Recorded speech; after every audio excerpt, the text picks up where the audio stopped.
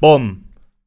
Welcome back to the waviest podcast in the UK. The waviest. Real talk, true stories. Realest. The best in the business. The best. Number one. The council estate's favourite. Yeah, they love us. The barbershop's best. Hey, get your lineups and get clean up. But we didn't get our invite to the gala. Yeah. GRM, what's going on, man? Nah, I'm lying. I left it in the inbox, man. So it's in the inbox. Posty hit me up like, where are you, bro? I said, fam, man, I'm chilling, you know. I'm at the local. So we're not in the street, we're in the streets. You get me? Nah, we definitely didn't get our invite. I'm bare capping, but you get me? They're gonna think that we're begging for it now, though. Yeah. Nah, you know what? I feel like if we was to end up at the GRM Gala, yeah. Well, you see next year us there suited and booted. Oh, Nah, yeah. it's all bad though. I feel like the podcast thing is a bit techie sometimes. You think so? Yeah, sometimes, man. Sometimes you talk on things and that, and then you end up seeing the person. And it's like, raw. I'm the type of brer as well that would say, yeah, have a stand on business. Yeah. Stand on business. Everything's with chest. You know what I mean? Everything's with but hey. But it look good though. It look good. You see bare people just living life, doing their thing, clean and fresh. Do you know what I mean? Networking and that. Do you know what? I feel like it's nice. You must have been to one, bro.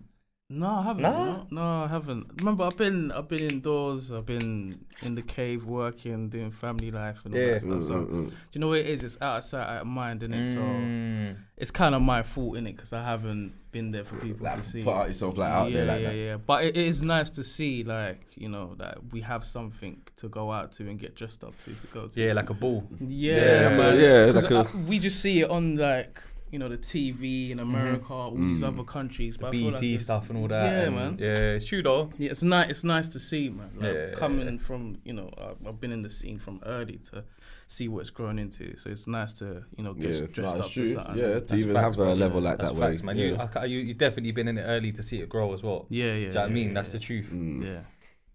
You spoke before we introduced Yeah, you. yeah, I like did it? that. I like that. Just up to the key. You get me? You came on it. Like Yeah. this is like one of your first official podcasts, bro. Yeah. Like we just said off camera, bro. Yeah. You've like done interviews in the past and that when it was Yeah. like media and press and all that. Yeah. But this is like the first official podcast. It's another one, man. I feel like we keep Yeah, getting we exclusives, man. we need them exclusives. Keep man. getting a couple of exclusives. You get me? Producer. And not a beat maker, producer. I say that Yeah. intentionally. You know what it is. You know what it is, man. So there's a difference. Songwriter. MC. Yeah, in the past. Yeah. Rapper. Yeah, passion. Yeah. A Okay. It's like a passion project. When I'm, you know, I'm passionate about it. I love. Yeah. And you're kind of into the art thing now. Yeah. I've been doing that heavy. Obviously, a lot of people don't know that, and Yeah. man, I've been into that heavy from when I was young. Really, So man's an artist and not a rapper now. That's what it is, isn't it? That was a full package. A full package. Jack of all trades. You get man. me? Whiz of all trades. Make the beat. We've got Mr. Wizzy Wow in the building. Let's give it Decide up, the man. album You know what I cover. mean? Let's have it. Thank Come you on, for fam, man. having me, Thanks for coming down, broski, Come man. on, man. Man's known you a long time, bro. Yeah, man. Do You you know get me? what? You know what?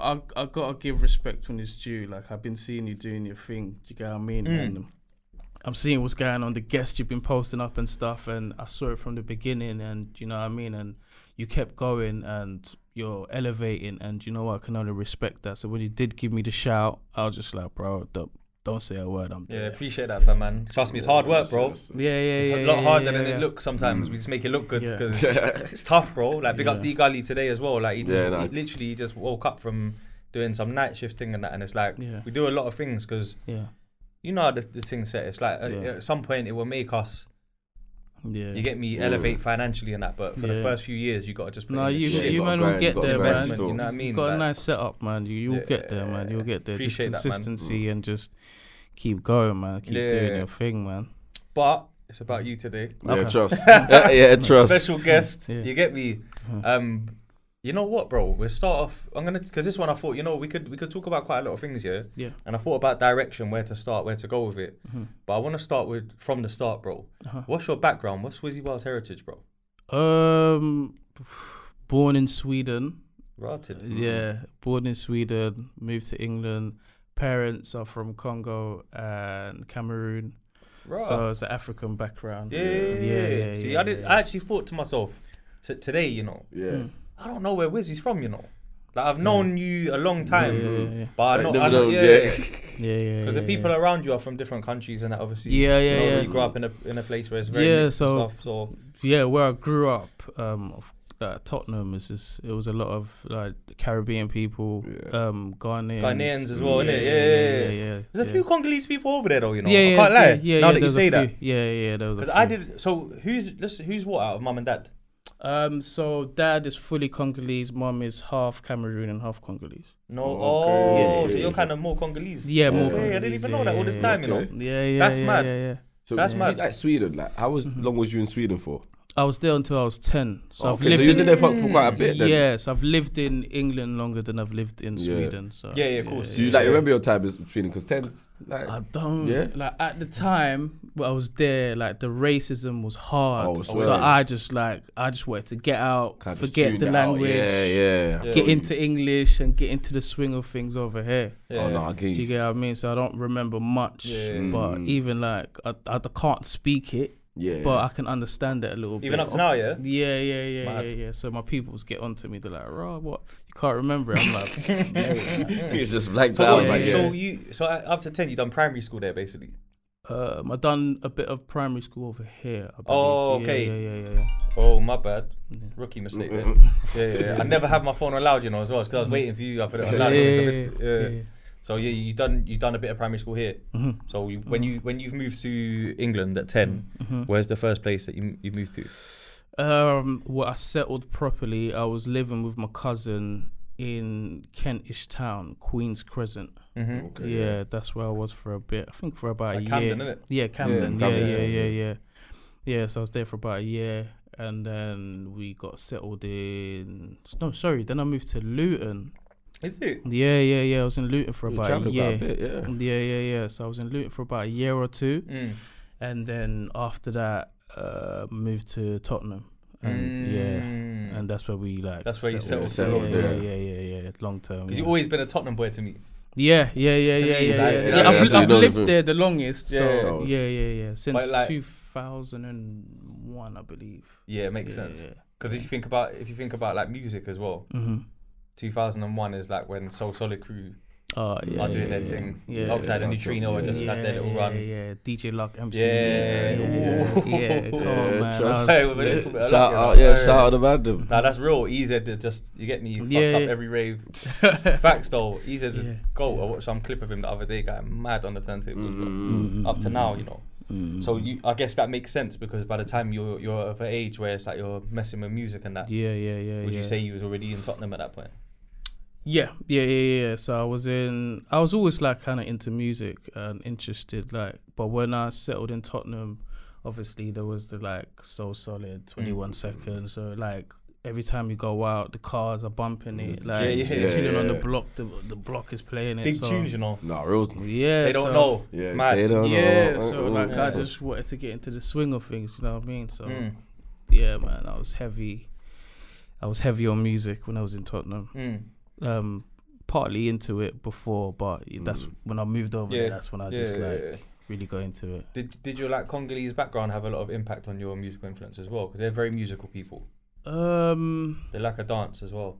Trust me. they got moves still, I can't lie. Yeah, when I was younger, I used to like, you know, trying to mimic the dances and all that stuff. My mum actually thought I was gonna be like a dancer. I told you. Yeah, of course. It's like part of the thing. Yeah. But nah, it didn't turn out.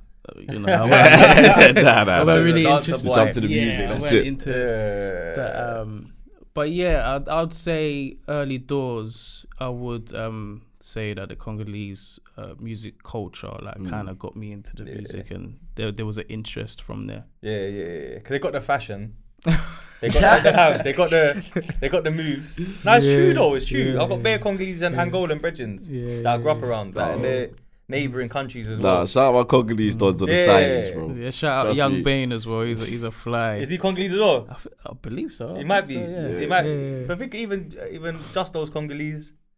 Yeah. Back row G's Congolese. Ace from my bits at Brangham's from Congo. Yeah, see. Beluga's Angolan. Anyone with the expressive style. Yeah, they're all fly dons. They all got the expressive style. And even when they do music as well, they fly with it. You know what I mean? Like Back Row G projects his voice crazy and that, like the ad libs and that. So there's definitely, you know what I'm talking about. There's definitely like cultural impact though. No, 100%. You can tell. Yeah, definitely. You can tell still. Definitely. Even Pinky that come on as well from Northampton, he's from Congo as well. Yeah, because he went on Spray's pod and told his story. and he lived there and moved like the same how Justo did and that. So it's mad. Have you ever been? You ever lived over there? No. You ever visited? No, I haven't. Really? No. I plan to in the future. I was gonna say you plan to. Yeah, that'd be dope. Yeah, real nice little trip. Because Sweden in Europe, there's bare places in like Sweden and Belgium and these places where a lot of Congolese people, France as well, where the Congolese people go to and that, and then come. Then they come over. Yeah. You get me? You've had a few guests that's done that.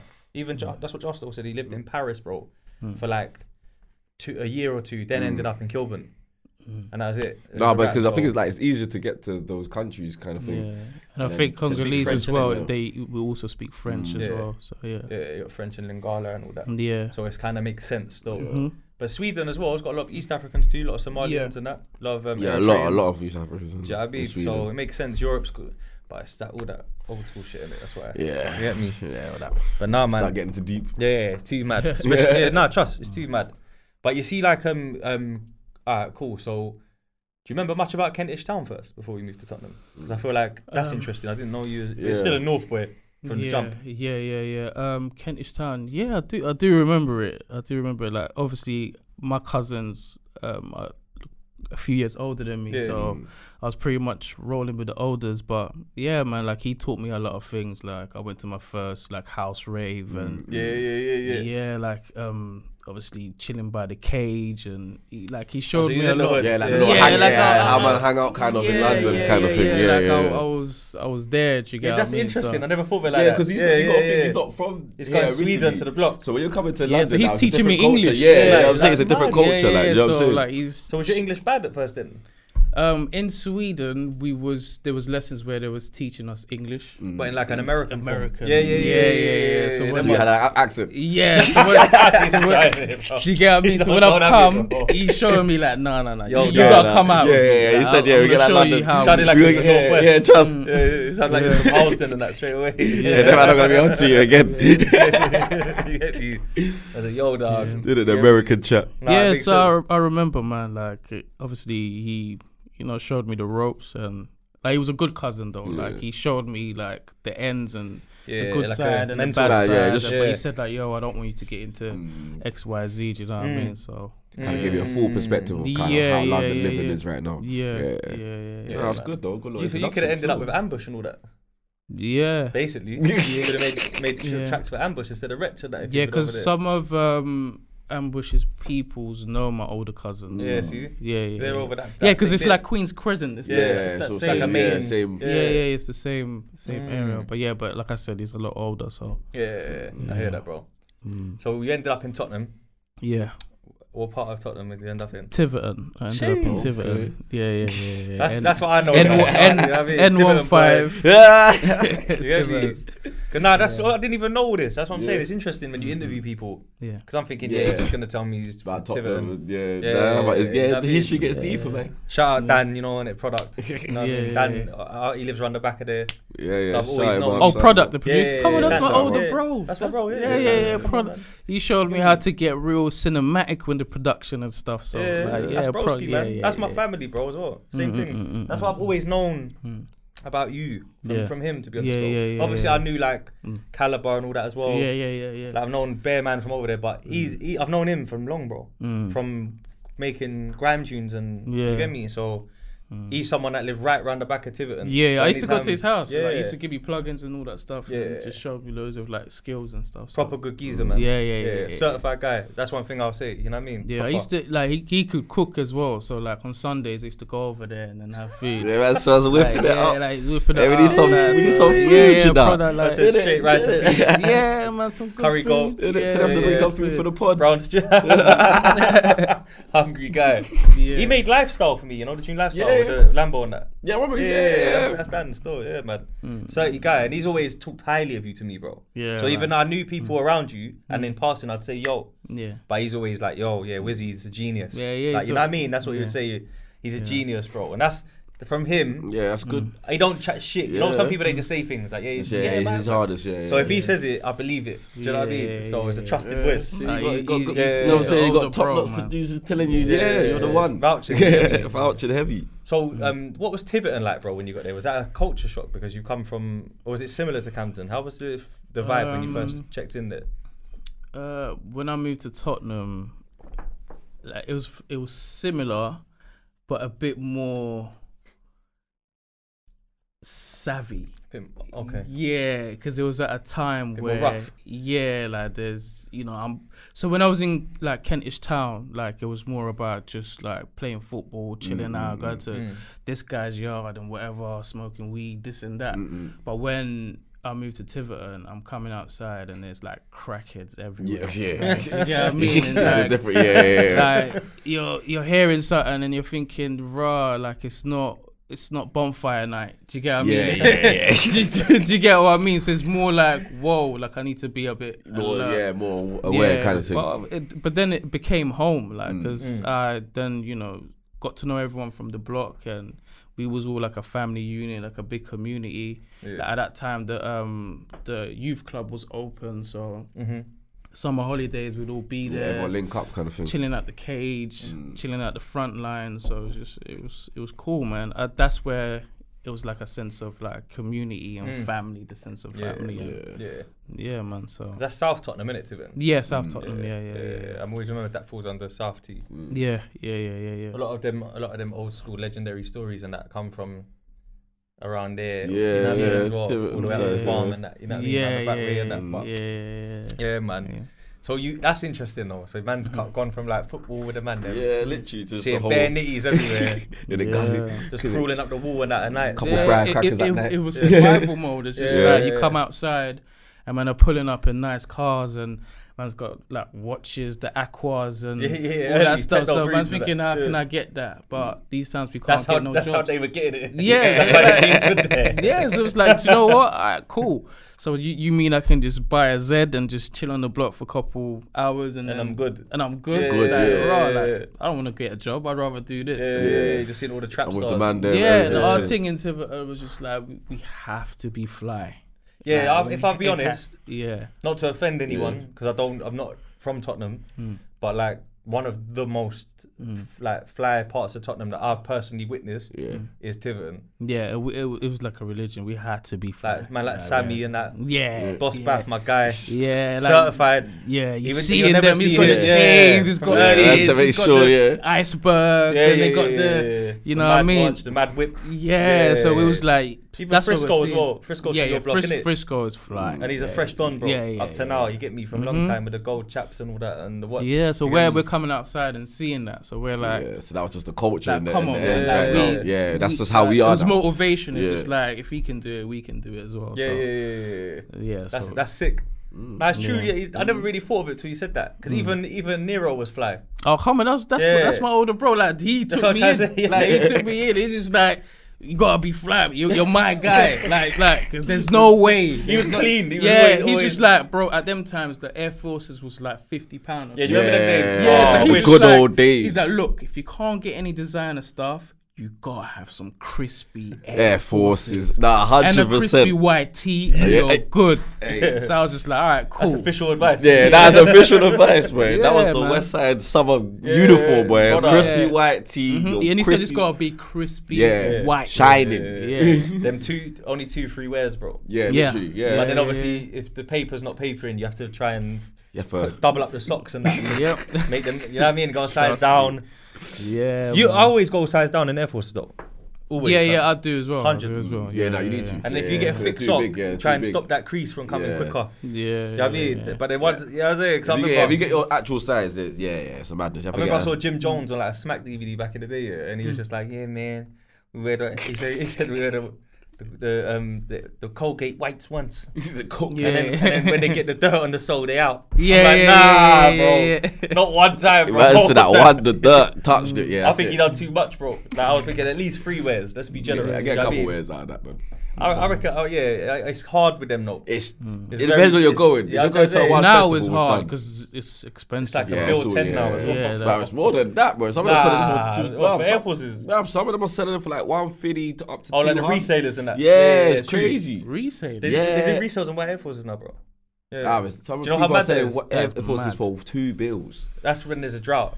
Crazy. Yeah. That is crazy. There's a reseller that was telling me, yo, I can get white Forces and that, like it was gonna impress me, bro. And I just said, yeah, sweet. Cool, bro. Like, man, anything over the normal that was price. considered like vintage now, and it's a classic. Make I feel old. It's because not even that, bro. It's because what happened is, I don't know what happened, but at one point they just sold out, bro. In like 2021 or something, or 22. I remember, it was just gone, and it was like, raw. What do you mean they've sold out of forces, bro? And they was already gone up to like 100. Yeah, they're already like 100 or something. Yeah, 105 or something. So it's like, what the hell, bro? Like, man can't be paying more than. Nah, bro, I'm just getting Jordans again. If it's that. Basically, might as well just get the fact that I'm dudes will come to me like calmly and be like, yeah, man, got some Air Forces 120.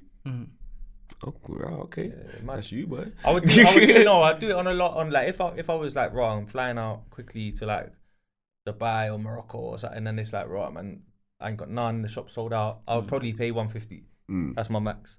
But that's because it's like I need them for the trip. You need them, yeah. Do you know what I mean? But other than that, nah, man, it's mad. So Tiverton's a place where there's definitely like that paid in full vibe. Yeah. Like that's probably the best. You know what I mean? Like a few money Mitches, couple aces. Yeah. You know what I mean?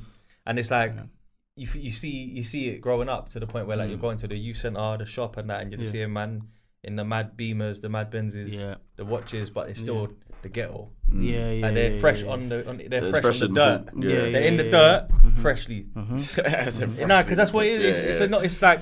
Over there's notorious, bro. Like Tottenham, innit? Like I'm not even gonna lie. Like, you know, like when it comes to growing up in London, North is naughty anyway, but Tottenham's probably the naughtiest in its kind of in its history. Yeah, I hear you. Do you know what I'm trying to say? The history goes deep. You know what I'm trying to say? Like you got your Hackneys, your Tottenhams, your Harlesdons, your Peckhams, your Brixtons.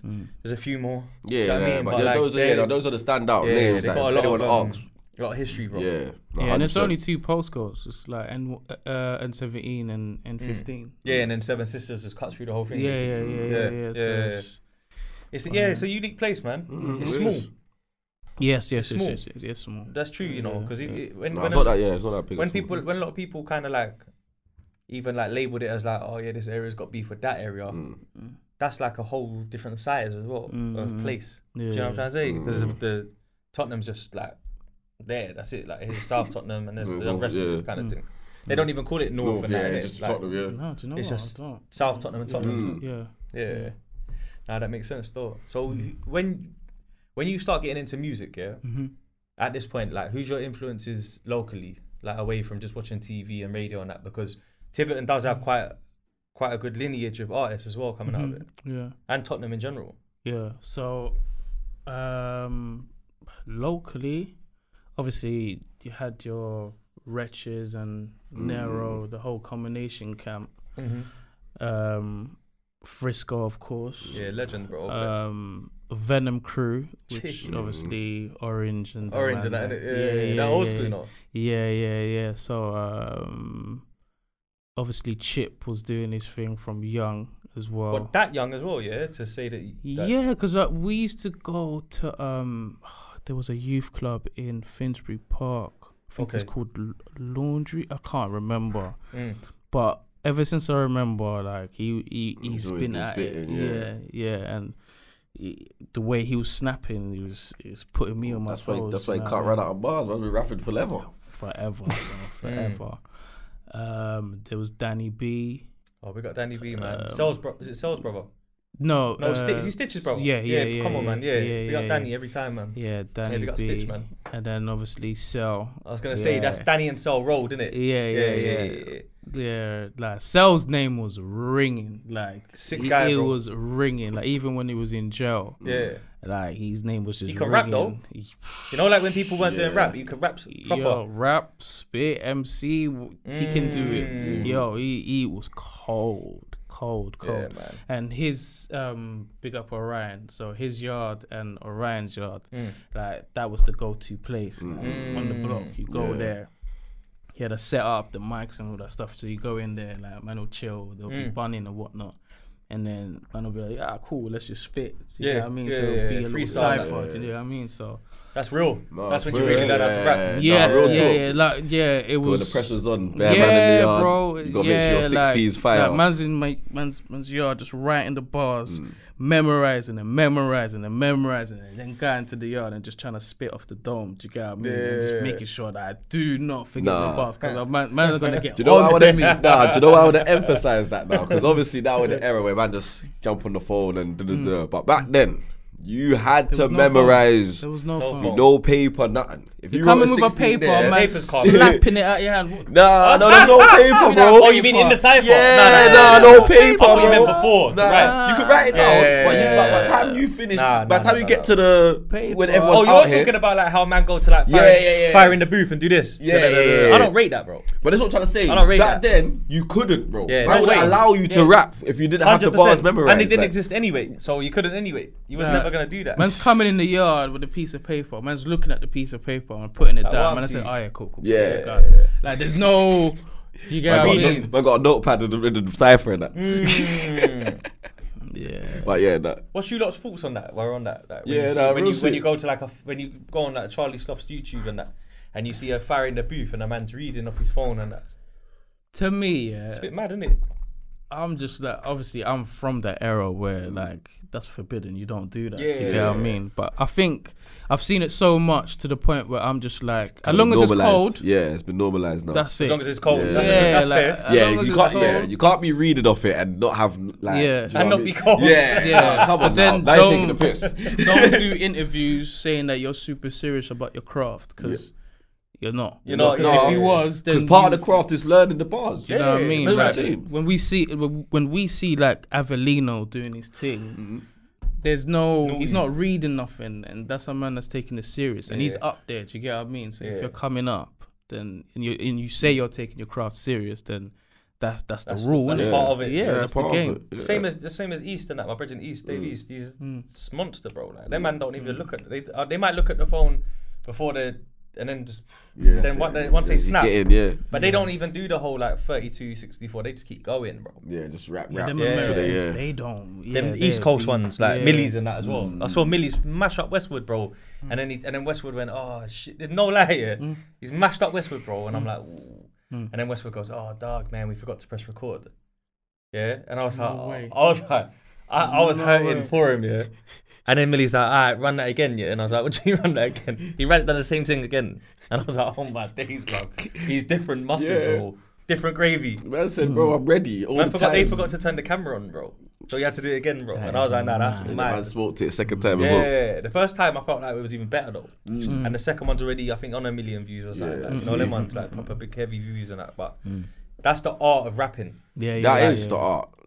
For me, rap comes from the corner. Like, you know, like when you're outside, like you said, by the basketball court, the man them on the block. Yeah, just chilling. Man them just going back to back. Bare times we've been on the stairway. And just someone run the tune, blood, and everyone spits something. That's it. Drop a 16 and that. If I cussing you, what, you rapping, you not jumping in? Yeah, what do you mean? Like, I want to jump on tunes, but you don't want to do bars now. Yeah, real talk. If you weren't jumping in the South, you couldn't jump on tunes, bro. I ain't seen you rap. Yeah, facts, bro. That's why grime was different, I think. Because grime people were ready every week for radio. Risky Roads used to pull up on the block. I'm going to call and say, yeah, Risky's here. And man's running downstairs to just go crazy. Yeah, man. No, when that DVD comes out, man, I need to know that man's on levels. Yeah. That's a big. Them ones were the big DVDs. Yeah. Even me, I got rushed on the same day because I was going to do Risky Road. I got rushed. Held the rushing, done okay.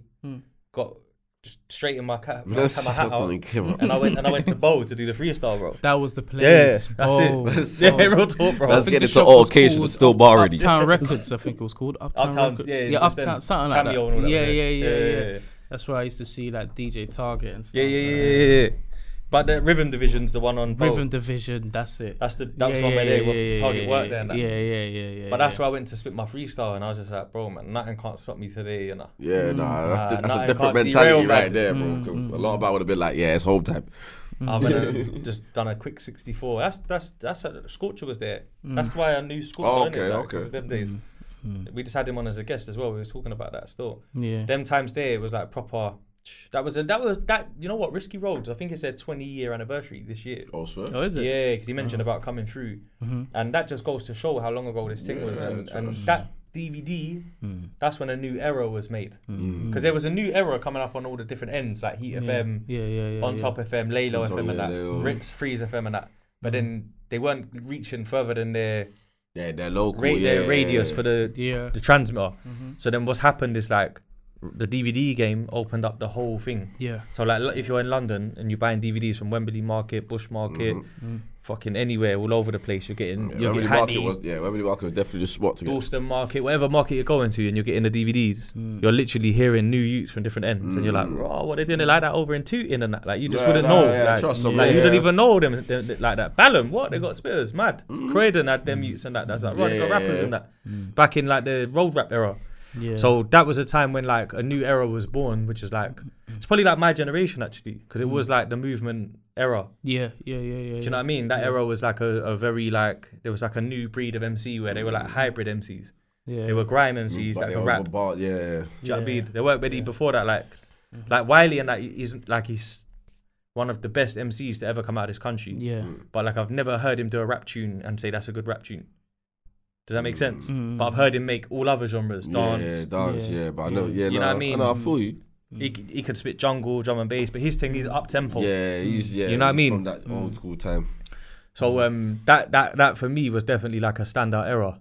So you know when you mentioned earlier that Wretch's crew, they were called Combination Camp. Combination Camp, yeah. And then you lot was called Combination Chain Gang. Chain Gang, yeah. So what was the difference between those two cliques then? So back then there was a lot of like youngers, so it's like I don't know, Nasty Crew youngers, like and Nero being Nero, he's just like, look, I ain't calling you lot youngers, like you're part of combination. Part of the thing. So what we're gonna call it? Gonna call it the Chain Gang. So we're linked basically. So and then he named our first mixtape as well. And he said the links are too strong. I mean? So he's just like, I don't want. He's a real don, you know. I like him, man. I've met him a few times, man. His energy's good. Yeah, man. He's one of them old school brothers, rare breed. Yeah, thorough. I bet you didn't even know that he's Bath's brother. You know what I did, because I know Bath well, innit? But you know, Bath is 30. Do you know what I'm trying to say? Yeah. So so he's just like, you know what? Like, I'm not gonna, call you guys younger. So you're part of Combination Camp. So you guys are Combination Chain Gang. So that's how that. That's what you said. I'm not even gonna lie. I went to one. I'm thinking now because I went to one dance one time, like Penthouse in Ilford or something, and it was like a always recording thing. Okay, I've gone there quickly, and they weren't trying to let man in, but obviously, man got in. Because when we're getting that, because it was mad, it was a Tottenham dance, bro. When we're going in, me and my brethren and that, we're thinking, bruv, what do you mean we're not coming in? We're saying to him, of course we're coming in, bro. We're here. What are you on about? And they're like, oh, it's fine, it's fully packed. Nah, mate, listen, but we'll forget that. And as we're saying, forget that, Stitch and that come, because with Miller and that. So now it's like all of us want to come in, and everyone's kind of like got size. Everyone's no one's saying no, we're not coming. Like, you know what I'm trying to say? Before you know it, like I'm seeing like one of them, man. They done a sick tactic that I learned from, I used it every time since. So as the guy's trying to close the door, one of them put his foot in the door, and leant on the door while the other brother's chatting. So like as he's gone to like close the door and the chatting brother's not moving. He can't move. You know what I'm saying? He's like, and then we all lean with him. And then like before you know it, like, we're in. But we get into this dance and we're in there for like no longer than an hour. And I don't know who pissed my man off, bro. But Nero was throwing things, bro. He was going mad. I think he tried body slamming someone and that. Like, the thing is, he was going, and I was just like, I like him. I was sitting on the bar, bro. I swear, I sat on the bar and was drinking Henny, and I was like, I like him.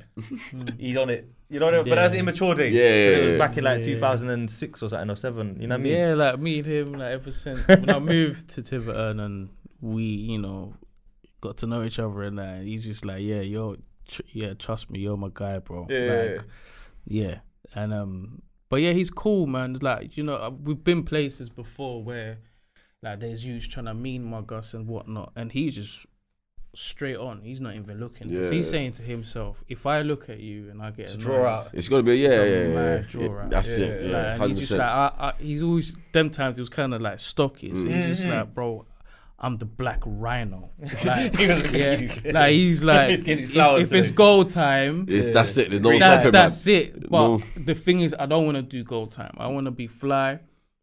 I want to get money. Yeah, I want to do my thing. Always fresh. Like No, all I that. like that. Like whenever, he was a leader, innit? Yeah, like he wanted to be a business executive yeah, in the game. Yeah, he had that vibe about him. Yeah, man. Like what I mean? he gave man a good schooling. Do you get what I mean? Yeah. Like and like he never said like, oh, you gotta do this. You got, you know, to prove yourself. And He wasn't trying to force it. Yeah, no, he just like, bro, you just gotta fly straight, but just get your money. Like, Yeah, get your sure, money, yeah. be fly. That's it. Yeah. Nah, because a lot of olders don't do that, bro. No, definitely not. They do that whole like. That's why I like what you're giving him his flowers today. Big up Yeah, Nero. yeah. Come on, He's big getting up his Nero, flowers, man. bro. Because it's like a lot of olders. Even I grew up around a lot of people, bro. Where now when I look back on it, I think they're idiots, bro. Because like they're like, raw, don't smile. Don't laugh, don't just be. And it's like, what about the other advice about be you? Yeah, no, and go make some money. I understand the times were different though. Yeah, no, it was still good advice as well. But even still, but like, yeah, I get you. Fly straight's good advice. Get money and fly straight. I like that because it's kind of like whatever you gotta do to make sure your fridge is full up and your bills are paid. Do it, but keep it thorough along the way. Yeah, but he still taught man like how to just hold man's own and of course. you know what I mean? Like it's you know, when you're getting fly, people are hating on you. Like when you're getting money, people are trying to rob you. So he's like, bro, you gotta be able to like, don't embarrass me, bro. Like when you're out there, like hold this. You get what I mean? Like don't embarrass me, bro. Don't. I don't want to hear those stories. Like no L's, nothing. Like this is Tiverton. Don't come back with no L's, please. Yeah, man, don't want to have to get out of them fresh guns and that. Yeah. So he's just like, just make sure you come out on top. But more than anything, fly, get your money, and do what you need. Look after your family. Yeah. And yeah. Yeah, big up Nero, bro. No, legend. Yeah, so combination chain gang. Who's in that with you, bro? So it was Shiva, that was his name back in the day. So obviously, then turned into London Ivy. Oh, okay, yeah. London Ivy, Caps. Caps is hard, bro. Caps is hard. I remember now. Yeah, Tips. Oh my guy, that's my dog. You know what I mean? Tipper, you know. So that was the original, and then Shocker joined at a point, and we had Mucky, which is Mucky at the time. So that was that. Yeah, man. That was Shocker's from Farm, innit? Yeah, Farm. Yeah. When he come on the pod as well, he didn't know that I was gonna know that the man was pissed at him when he left to go do the Marvel to get it. Do you remember?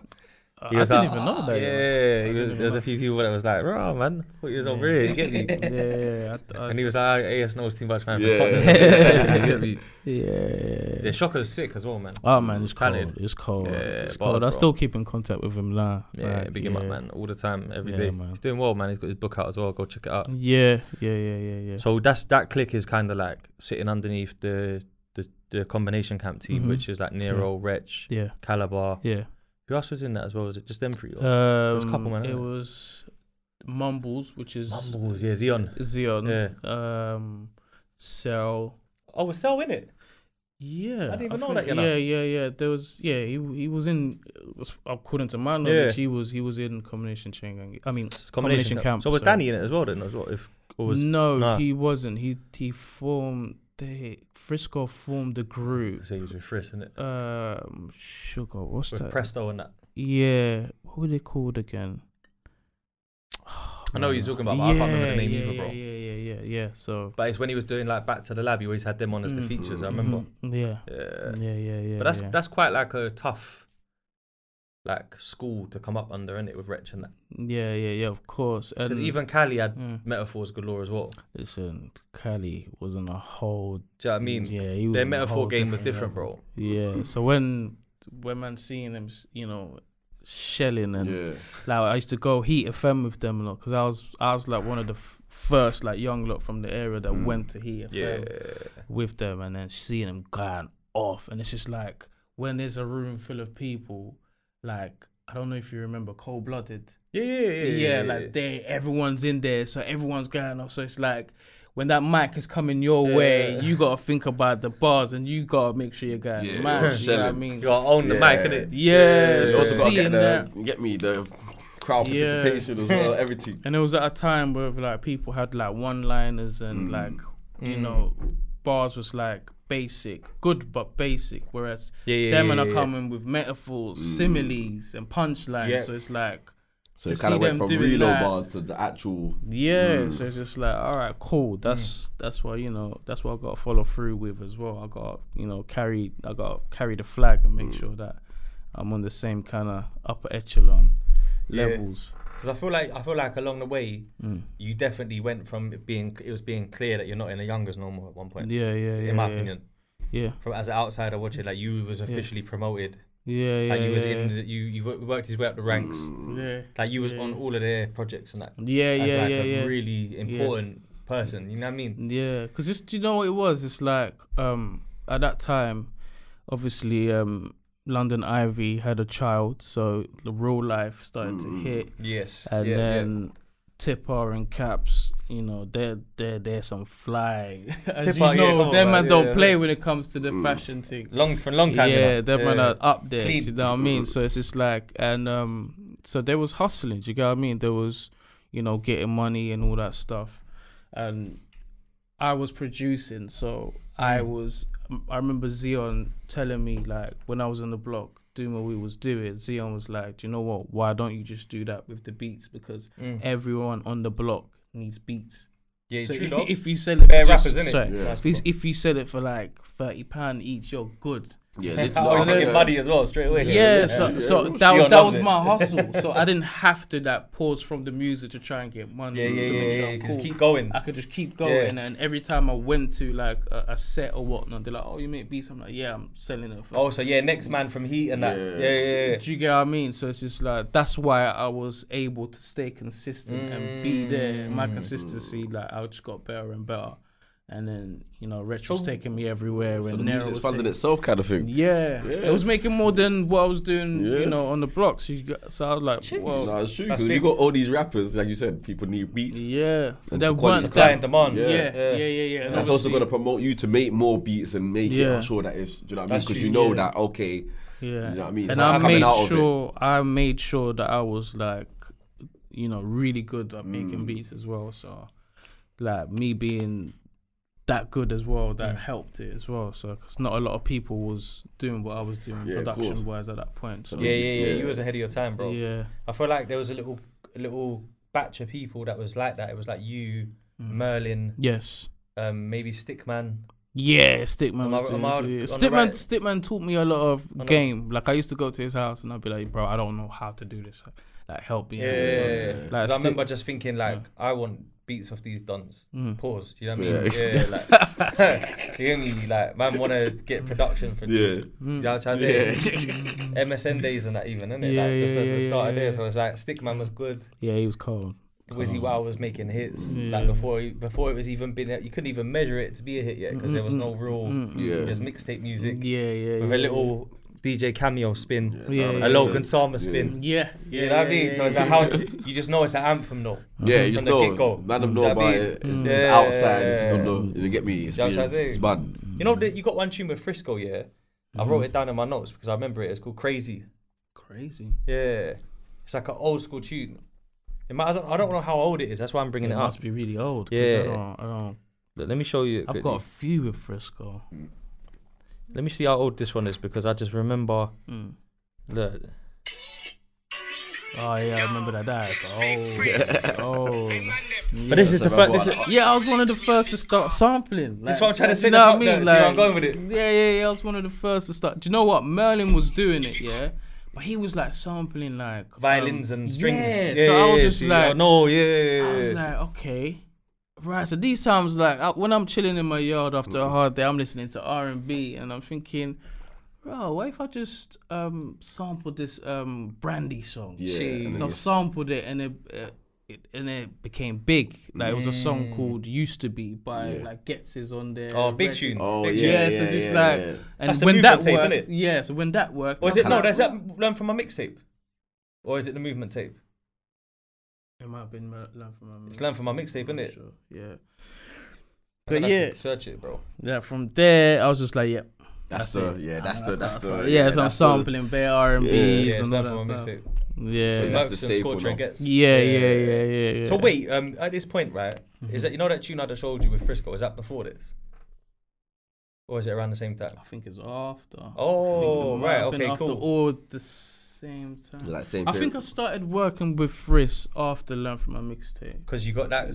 So is it fair to say that like that producing for Wretch on that first tape kind of put you on the map a little bit? Yeah, of course. Would you say that's fair? Yeah, of course. Because like before, it was just like you know, you go on sets, you give it to the DJ and the CD, they play it, they might not play it, so it's like a hit and miss. Like, of course, always. So like obviously, and Wretch was way ahead of his time. Like, super. And, you know, when people heard of him, like he had people latched onto him. So like him doing that mixtape, which is like one of the most iconic mixtapes. Yeah, it cemented his career. Yeah, you know? so from people there, don't realize, you know. Yeah, the demand was crazy from there. Yeah. So that's what set it off. But before that, like, yeah, I would say Nero was, you know, there. And guided me and all that, but Wretch was also. He was the rapper, the main one. Yeah, like he also made sure that we stayed in the music. Do you get what I mean? Because there's being in the ends, like you can get, you know, swayed away from music real and quick. Like you see this, this guy's making more money than me. Like, let me get but he kept me there. And I remember one time he's just come up to me. He's like, "Oh, Wiz, like, what do you need?" Like them times that I couldn't go on YouTube and sample a song. I had to go into WH HMV, R-Press. And buy the CDs and then sample them. So he's like, "Raw, like, what do you need?" I'm like, "Raw, I'm trying to sample like a few classical stuff, and this and that." So he's just like, "Ah, cool." He gave me £100. Oh, sick. Yeah. And I was like, "Ah, cool." And from there, I ran with it. I flipped that £100 to Lord knows how much. Yeah. And ended up on Learn From My Mixtape, and then it just. So how far away did Wretch live from you if you're both on Tiverton? But we was on the same estate, like he's my neighbour. Like on the same part of the estate as well? Yeah, like he's... That's mad, isn't it? All there, like, all there. Everyone was there. Nero was like literally 2 doors away from me. So it's real. Like, Cell and Orion are like 5 doors. Like we're on the same land. Like in the morning, man's coming out at the same time and that's real. Yeah. And then it's like, because you know, Learn From My Mixtape, because Wretch my guy as well. Hopefully we get a chance to chop out with him soon. But you know what it is for me, Wretch, when it was radio, Wretch wasn't appreciated as much because his radio MCing was just, it was good, but it wasn't like amazing. It wasn't cutting through like as in like this guy's special. It was good. He had his moments, but like I feel like spitting on a set wasn't his strength. When he made Learn From My Mixtape. I just remember the whole hood, was talking about it.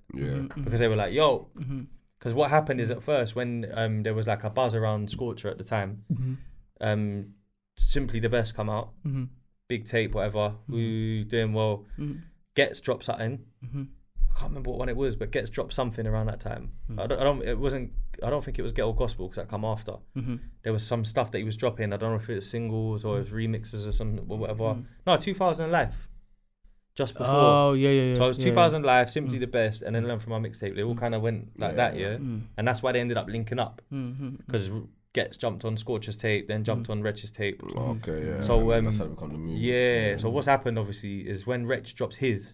I just remember the man them in the hood saying, "Yo, this one you got to listen to it a few times though." Yeah, to catch it. Yeah. I remember when I first heard Wretch and I was like, "Oh, wait, hold on." Yeah. This is like rap on grime. Yeah, kind of thing. Yeah, and I think that's what the problem. That's what the problem was like. Cause like with Scorcher. Like he's got the bars, similes, and all that stuff, but he can shell a set. He's a grime rapper. Yeah, he's a grime MC. I mean? Yeah. The same with Gets. Yeah. Whereas Wretch was just so ahead and so lyrical to the point where people, it was He's going over purist. people's heads. Yeah, he's a rap purist. And I remember going to places and people are having arguments. Like, no, he said this. No, it meant that. No, trying to break it down. Yeah, so people are like, I can't be bothered to try and figure out what it is. Just get to the point, kind of thing. It's true, you get man like that as well, you know. With grime, it was like that, innit? Like you said, man had the 4 bar, and then the 8 bar, repeated it, and that was setting off. They didn't even finish the bar. That's it. Next man on the mic, they're done. The one liner. When I'm here. Yeah, you know what I'm saying. When I'm here. Yeah. So when he done that mixtape, it was just like, oh shit, you're changing the game. Like, and he did. There was like Teddy Pendergrass samples in it. Yeah, like there was madness up there. It was hard, bro. Yeah, man. Because obviously when we did obviously, you know, do grime and all that stuff. But when we was on the block, we was watching Smack DVDs. And you know, they got the punchlines and the similes and all that stuff. So that's Shane what Davis and the man and that. Yeah, so we was going crazy over that. Trust me. Like we'll go to Nero's yard and we're just watching it. Like, yeah, man's got the new one. Like, yeah, check this out. So I used to watch this Smack. We was into bars. All the cousins used to put me onto Smack still. Yeah, so we was into bars, but then we're listening to the radio and we're hearing Wiley. Do you get what I mean? Not to, you know, but he was. I'm a Wiley fan. Yeah, me too. But it's just different. But it was different. Wiley's one of the best MCs to come out of England, in my opinion. Listen, Wiley's a top for me. Like, I will always and forever have love for Wiley because what he did for my career was mad. Done it for a lot of people as well, bro. Yeah, not a lot of people. No, they just think, oh yeah, you just say that because everyone. Nah, it's like he did a lot for me still. Levels. That's big, man. Shout out Wiley, man. That Wretch tape definitely shook up the hood, bro, because people were just like, oh man, like the tunes is like rap and grime all in one place. Yeah. You know, we had punctuation, like. I was literally about to bring up punctuation because that was probably the first tune. That's Teacher's Training Day. No, yeah. That tape's good though. Yeah. Like, that was probably one of the first real tunes that I heard. Man. That was the single where he dropped leading up to it. That's why it's like, what next? Because they're like, learn from our mixtape. Now what, bro? Where's he going with it? And it was a little bit of pressure, and then punctuation came straight after. Yeah, that was hard. Yeah. That's when I was like, damn, this is something. He was rapping on that tape, bro. He had the Who Am I version, the Jewel sample. Who am I? Yeah. The Teacher's Training Day. No, I did like that one still. So you were on Learn From Our Mixtape. I didn't know you was on that early, bro. So that's good to know. Because I was thinking like you were still spitting then, but I didn't know you was making the tunes, like producing. Yeah, I believe I was. Look, my that one, so that's on there, bro. Yeah. So if that's you produce it, you're on there, bro. Yeah. The used to be, Yeah. Used to be. I produced used to be. Yeah. So come on, man. So people are doing all that now. Like that's standard now. Lord, I don't even. That's what 2009, I think. That's before that, bro. 2008, 07, I reckon. 07. That's what I'm saying. Man's hearing that now, so I'm like. Because these lot, once they was dropping those tapes, it pushed everyone in other ends to put their tape up. But Learn From My Mixtape was sick because it's like. You know, like learn from my mistakes is a saying, but it's like learn from my mixtape, so you don't have to learn from my mistake. And people was feeling it like, yo. Let's say wordplay, the titles, everything. Bars. Say bars all around. No, Wretch is hard. Wretch is a genius, bro, lyrically, for real. Yeah. So after Wretch kind of cements his career and goes on a run, Teacher's Training Day comes out, that's a good tape. And then from there, it's just upward trajectory for him. Yeah. And I feel like you was like a key part, this is my personal opinion, as someone that's like, close to it, watching it happen, and a fan of music at the same time. Yeah, I feel like you was a key part of him, kind of like finding a new sound. Like not reinventing might be a bit deep, but it's a form of reinventing yourself. Because if you don't evolve, you become extinct. Definitely need to adapt to them. And then when this Space Boy Flyer stuff, like. It was a Wizzy Wow production with a Wizzy Wow hook. Yeah. So with that, it's like be cool, right? Yeah, be cool. Yeah. So with being around Wretch, like he taught me to take your craft serious and like give it your all. So whereas where I was MCing or spitting or rapping or whatever, I took that serious. But then I'm also a producer. So like. When I'm producing and stuff and I'm around him, like I'm going back to him and showing him the progress. Yeah. And he's like, yeah, all right, cool. I want that for this project and that. So we was just going hand in hand together. So so that's we both helped each other. Like he showed me how to, take a craft really serious and no slacking. Like he's one guy. Like, yo, listen, there's no slacking. I've never heard rate crazy. Every bar, every single lyric, whatever, it's been 10-10. And being with him, like I'm seeing like the hours that he's putting in on the pad, and like how serious he's taking it. He's like, I have to be the best. This has so I was just like, yo, when I'm producing that, it has to be a 10-10. Yeah, 100%. So like when you're around someone like that, of course you're gonna just elevate together. and all that motivational, stuff. isn't it? Yeah, No, definitely. When you jump in the booth with someone, you know that it's gonna bring it. And be cool was different because originally I had done that in 2006. Is it? Yeah. No way. Yeah, I'd done it on my own. So I knew it. I knew it. My own I knew you were gonna say this, you know. You had And verses in it, innit? Yeah, I had verses on it. I said, you know what? I want to do something different. I want to do something cool. I want to make it cool to wear Vans and Stan Smiths in the ends. Like everyone's crispy Air Forces and Nike. I'm like, do you know what? I'm switching it up. Yeah. My brother Makesa, he was the one that kind of motivated me to do that. So I've done the tune. I've showed everyone. They're like, oh yeah, cool. I even dropped it. I think it was either MySpace or Sound. I can't remember. Oh, so MySpace, yeah. So no I put way. it out, and then it was just bubbling a little bit. And then Nero came out of jail. Oh yeah, I remember that. Yeah, Nero came out of jail, and he was just like, "Let me hear that." I'm like, "Yeah, cool. Nah, you won't like it, man. It's just a little cool. I'm just messing around." And he's like, "Yeah, look, I'm gonna take you off the verses. The Wretch is gonna jump on the. He's gonna jump on the verse, and it's gonna go off, A&R, bro. Yeah, it's gonna go off. He's getting flowers today, you know. Yeah, he's a real one. I'm gonna talk. It's real talk, right? This is real talk right now. True stories, bro. Do you know what I mean? So he's just like, yeah, we're gonna get Wretch on that. I was just like, I don't think he's gonna do it. Is that what you said? Yeah. He's just like, and you know him as he's well. Like, bro, he's gonna do it. Yeah. He's gonna do it. It's gonna go off. He's like, bro, we're going to studio. Yeah. So now we've he's done it. I'm like, yeah, cool. And Wretch is like, yeah. Because obviously remember he's rapping on these tunes. So like this is like the first like kind of like jumpy, quirky. Like we're talking about Stan Smith, Beast Boy Fly. He got like a. But he did have a mohawk at the time. Yeah. So he was kind of ready. Yeah, he had a mohawk in the video. Yeah, by the video. Okay, cool. Yeah, in the video. I'm thinking he was ready still. Yeah, so I still had a mohawk at the time. Yeah. And then obviously, like I had a clothing at the time called Space Boy. There you go. Yeah, so that's why in the hook I said I'm Space Boy Fly. I don't know about you. Yeah. So we did then. Boom! We played played it to the couple mans in the ends, and then it was just like, "Yo, this is cold." So we're like, "Yeah, do you know what? We got everyone now. We got the cool people. We got the ends. Yeah, let's go." Run it. Shot Green the light. video. Jack Fresh hit up Jack Fresh. He done the video. Yeah, big videos as well. Yeah, paid a lot for it. I bet. Yeah, I remember that guy. Yeah, Jack Fresh was it was a heavy bag. Yeah, not everyone had a video with him. You know what I mean? Yeah, so we done that. Yeah, and then boom. Went off. Took off. I was in college at that time. Yeah, I remember going into college, and they're like, "Bro, you're on MTV."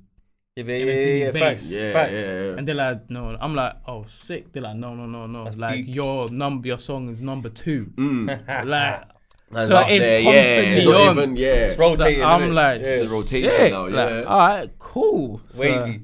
Yeah, man. Was that on Retrospective album?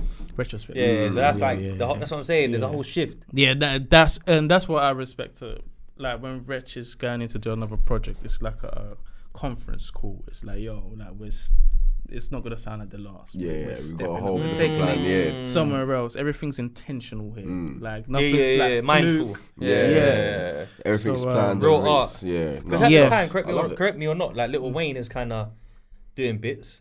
Yeah. And he was, and that was kind of. I felt like I could hear Wayne on. If Wayne rapped on that, would have been mad as well. Yeah. Does that make sense? What I'm saying? Yeah, so for you to say you made it in 06, yeah, that shows how far ahead you was as well. Yeah. Can I ask you a question as well while we're talking about that kind of production there? Because I know Scorcher had a couple with you after that sounded like they was in that same lane. Yeah.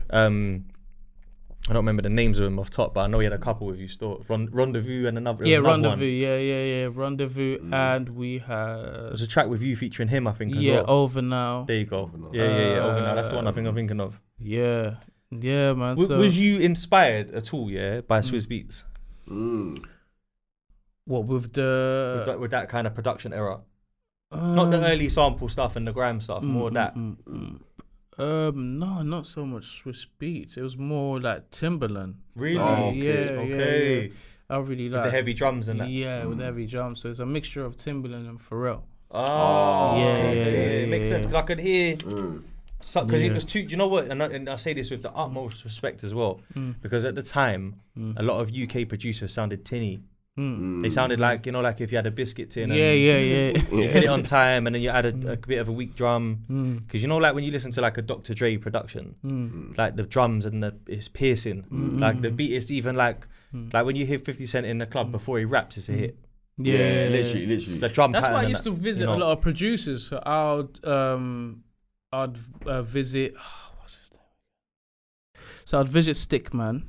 Chunky Bizzle we got big up as well. That's who I was. That's the name. That is the name. Fam, because earlier I realised I'm bigging up everyone apart, and then Chunky B. Like I was like, he was like yo, beat makers in the UK for me. I was visiting these guys, the Explicit. I'm like, yo, how are you making the beat sound heavy? So like I'm not afraid to ask. Like, yo, when I need, like, the only way I'm gonna gain knowledge or information is to ask. Wisdom shared. So that I'll be around them when they will show me and stuff, and I'm like, alright, cool. Now I know how to make my beat sounding like. They become wide. Wide. Yeah. I knew what you talk about. I know exactly what you mean. Yeah. Do you know what I'm trying to say? Yeah. I know exactly what you're talking about. Because there was like a wave of like good UK beats, but the mixes were poor. The mixes weren't the same. Yeah. Because you listen to, because like you said, you'll be listening to your MP3. The grime tunes will come on, and then you'll hear like your real rap and the American tune. Yeah, the volume, the volume's the same, but the loudness is different. You get me? The headphones is not taking it. No, because even if you picked out like East Coast rap at that point, you had like Red Cafe, Uncle Murder, Papoose, all of them, man. Cold, even Jewels and all that. 100. Jewels, by the time he got like the album, it sounded right, but all of the mixtape stuff, it's kind of like. They don't matter about the mix because it's hard. But when you would hear like Dre come out with a single and that, or like Eminem and that in your ear was crazy. Yeah, and then mastered differently. Afterwards, you got the man them jumping on grime and they're like, even like Gigz talking the hardest is a Dre beat. Yeah. Do you know what I'm trying to say? So when I feel as well, where a lot of people don't give Gigz credit for this year. When we used to do the freestyling on the block, like you said, when they run them Arms tape, do you remember Arms? How to be an MC? Yeah. J Arms, and they just They used to run the J Arms thing, and whatever Scott Storch beat and that's rap, boom, boom, boom, boom. The Dre beats, used to see people stop rapping and that. And I used to be like, oh, you know what? I know why he stopped rapping. Even I'm struggling to find something for this. Because he's not a rapper. He's just spitting. And he don't even know. Because the beat's so overwhelming. And it's funny because I love Dre beats. Yeah, they're cold. I love them. They're the coldest. But you got to know how to ride them though. 100%. Do you know what I'm trying to say? Does that make sense? Like, this is some producer shit. No, 100%. You sounded very like, the music sounded very wide and mixed well. And it was hitting, bro. Like, it was knocking. So you definitely along the way all the instruments were sounding clear, bro. I did my best, man. I was like, it has to sound real humble right now. It has to, like, do you know what I mean? And it comes from being from Tiverton. It's just like, yo, any product that I push out has to be 10-10. Yeah, no, I hear that. It has to be. TT in the cut. Yeah, TT in the T. Yeah, TT in the T. Yeah. So what you saying? What that for you was like from the M's thing. Then you're watching Timbo and Pharrell, and then you're mixing the two things together. Like we're lit, they're lit. Yeah, we want to level up. Yeah. So that was more like with like the whole that was your inspiration. Yeah, for Scorcher, because like obviously he's like a sick MC and everyone rates him and stuff. But what I started seeing was like a lot of the females was like gravitating towards him. So He was a face man, innit? Pause. Yeah. But he was a face. Like, so you have to pause everything, but he was. He wasn't a face. He was a face. I never heard that term. Never heard that. Face man. Come on, man. I'm old, bro. I'm old. It's a why, but obviously, you know what I mean. It's like everyone's got that bridging, innit? Like you know when you throw a picture of the girls, like follow them. Pause. You know what I'm saying? The girl like Scorcher, innit? Yeah. It makes sense, face man. It's a face man. Yeah, come on. So but you've seen that and you thought, yo, I've got a track for you. Yeah. So like Rendezvous, I think he already have, because a lot of people think I produced it, but I didn't. I was just on the hook. Okay, cool. That's interesting. Yeah, I was just on the hook for that, and then that's not the one where you were singing, is it? Yeah, on the hook, because that's why I thought you produced it. Because I thought you a lot of people did. Because like, you knew the notes well and that. Yeah, because the production was pretty similar to what I was doing as well. So yeah. And then Over Now, which was originally my track, and then everyone was like, "Get Scorcher on it, get Scorcher on it." And then I hit him up. He's like, "Say less," and then jumped in it. And then he had a production company as well. Matthew was doing the videos. Oh yeah, Staple. Yes, that's it. Yeah. So he's like, "Yeah, we're shooting it." So yeah, I remember that. He was ahead of his time with that. Yeah, so we shot Over Now and Rendezvous the same day. Oh, is it? Yeah. That's big though. Nah, so you're fully. I feel like, you know what though. I remember. I tell you a story. Yeah. Me, Vertex, Shocker, Double S, Thoughts. One guy called Thoughts. Who used to go to the AR studio as well. And I can't remember who else. There's someone else there. And we're in a studio, Commander B studio in Walthamstow. Okay. And we're cooking. And then the session stopped because you lot dropped the remix of Be Cool. Oh shit. And they was like, yo, turn that down a minute. We need to hear this. And Random was like debating who murdered it the most. Because the remix was quite special, bro, at the time. Yo. Had Sway, Tiny Temper, Scorcher. Was it Bigz? Was Bigz on there? Bigz. There was bare people on it, bro. Wretch. Loads of people. Obviously, it's Wretch's song. So it's to see if he remixed his verse. I remember the I saw that first hand. I see everyone coming in. But you murdered it. Bashy was on it as well. Yeah. Everyone. Like, I was like, yo. Showstopper tune. Yeah, man. Because I remember everyone was bare, bro, in the studio. Everyone was bare shocked of how much Tiny Temper murdered it, you know? Yeah. Because they were like, yo. Yeah, because I was in the studio with Tiny Temper from early, so I already knew what he was about. And this is coming off of Wife. Is it Wife? Yeah, Wifey Rhythm. Yeah. The other thing though, like, Hood Economics was hard. But yeah. That was so everyone always thought like, yeah, it's cool. But when I linked him and he played me some of the stuff, I said, yo, this man can rap. Yeah, he ain't playing no games. Yeah. So the remix. After that, I feel like you was really like. He was in the game, bro. I'll be honest. I know it sounds mad because at the time it probably felt like work. But he was in the game. Yeah, he was in the mix. Across the capital. Everyone's just thinking, rotted, bruv. Like, who's my man? How do I get a track from him? Did you get a lot of inquiries after that? Yeah.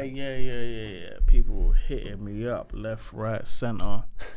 But because so many people was hitting me up, for me it was about prioritizing which collab made sense, because as well as providing like production for other people, I still had to make my own moves. Yeah. Because like for a producer, it's different. You gotta be on the go like more than an artist, because you're not really out there. Whereas for me, it was a bit different because everyone saw me like a Pharrell or a Timbaland kind of thing. So, but you see where you're like a player coach, because you're a producer who makes the rhythm and you can give people a hook as part of the package to get the extra hit, or you're making tracks for yourself.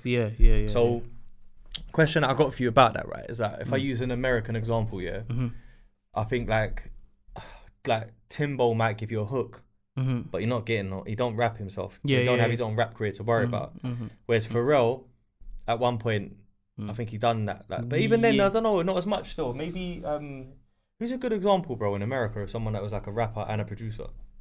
I know Skepta done it really well here. Yeah. Skepta done it brilliantly. Yeah. JME done it brilliantly. Yeah, JME did. You know what I'm trying to say? And Wiley did obviously as well. Yeah. So there was more of that over here in the UK. Yeah. Than America. I don't. It must be quite hard though to say. The reason why I'm trying to get to the point I'm trying to get to, right? Say I'm Wretch, yeah. Wretch is sickest rapper probably in the city, let alone and the country, let alone like just Tottenham. Yeah. You're making tracks daily. He comes, links you on Thursday, Wednesday. You've got this vision for this song. Thursday he says, "Yo, I want that one."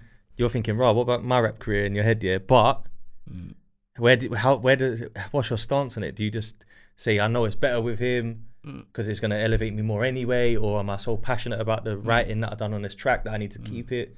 Was there any awkward moments like that?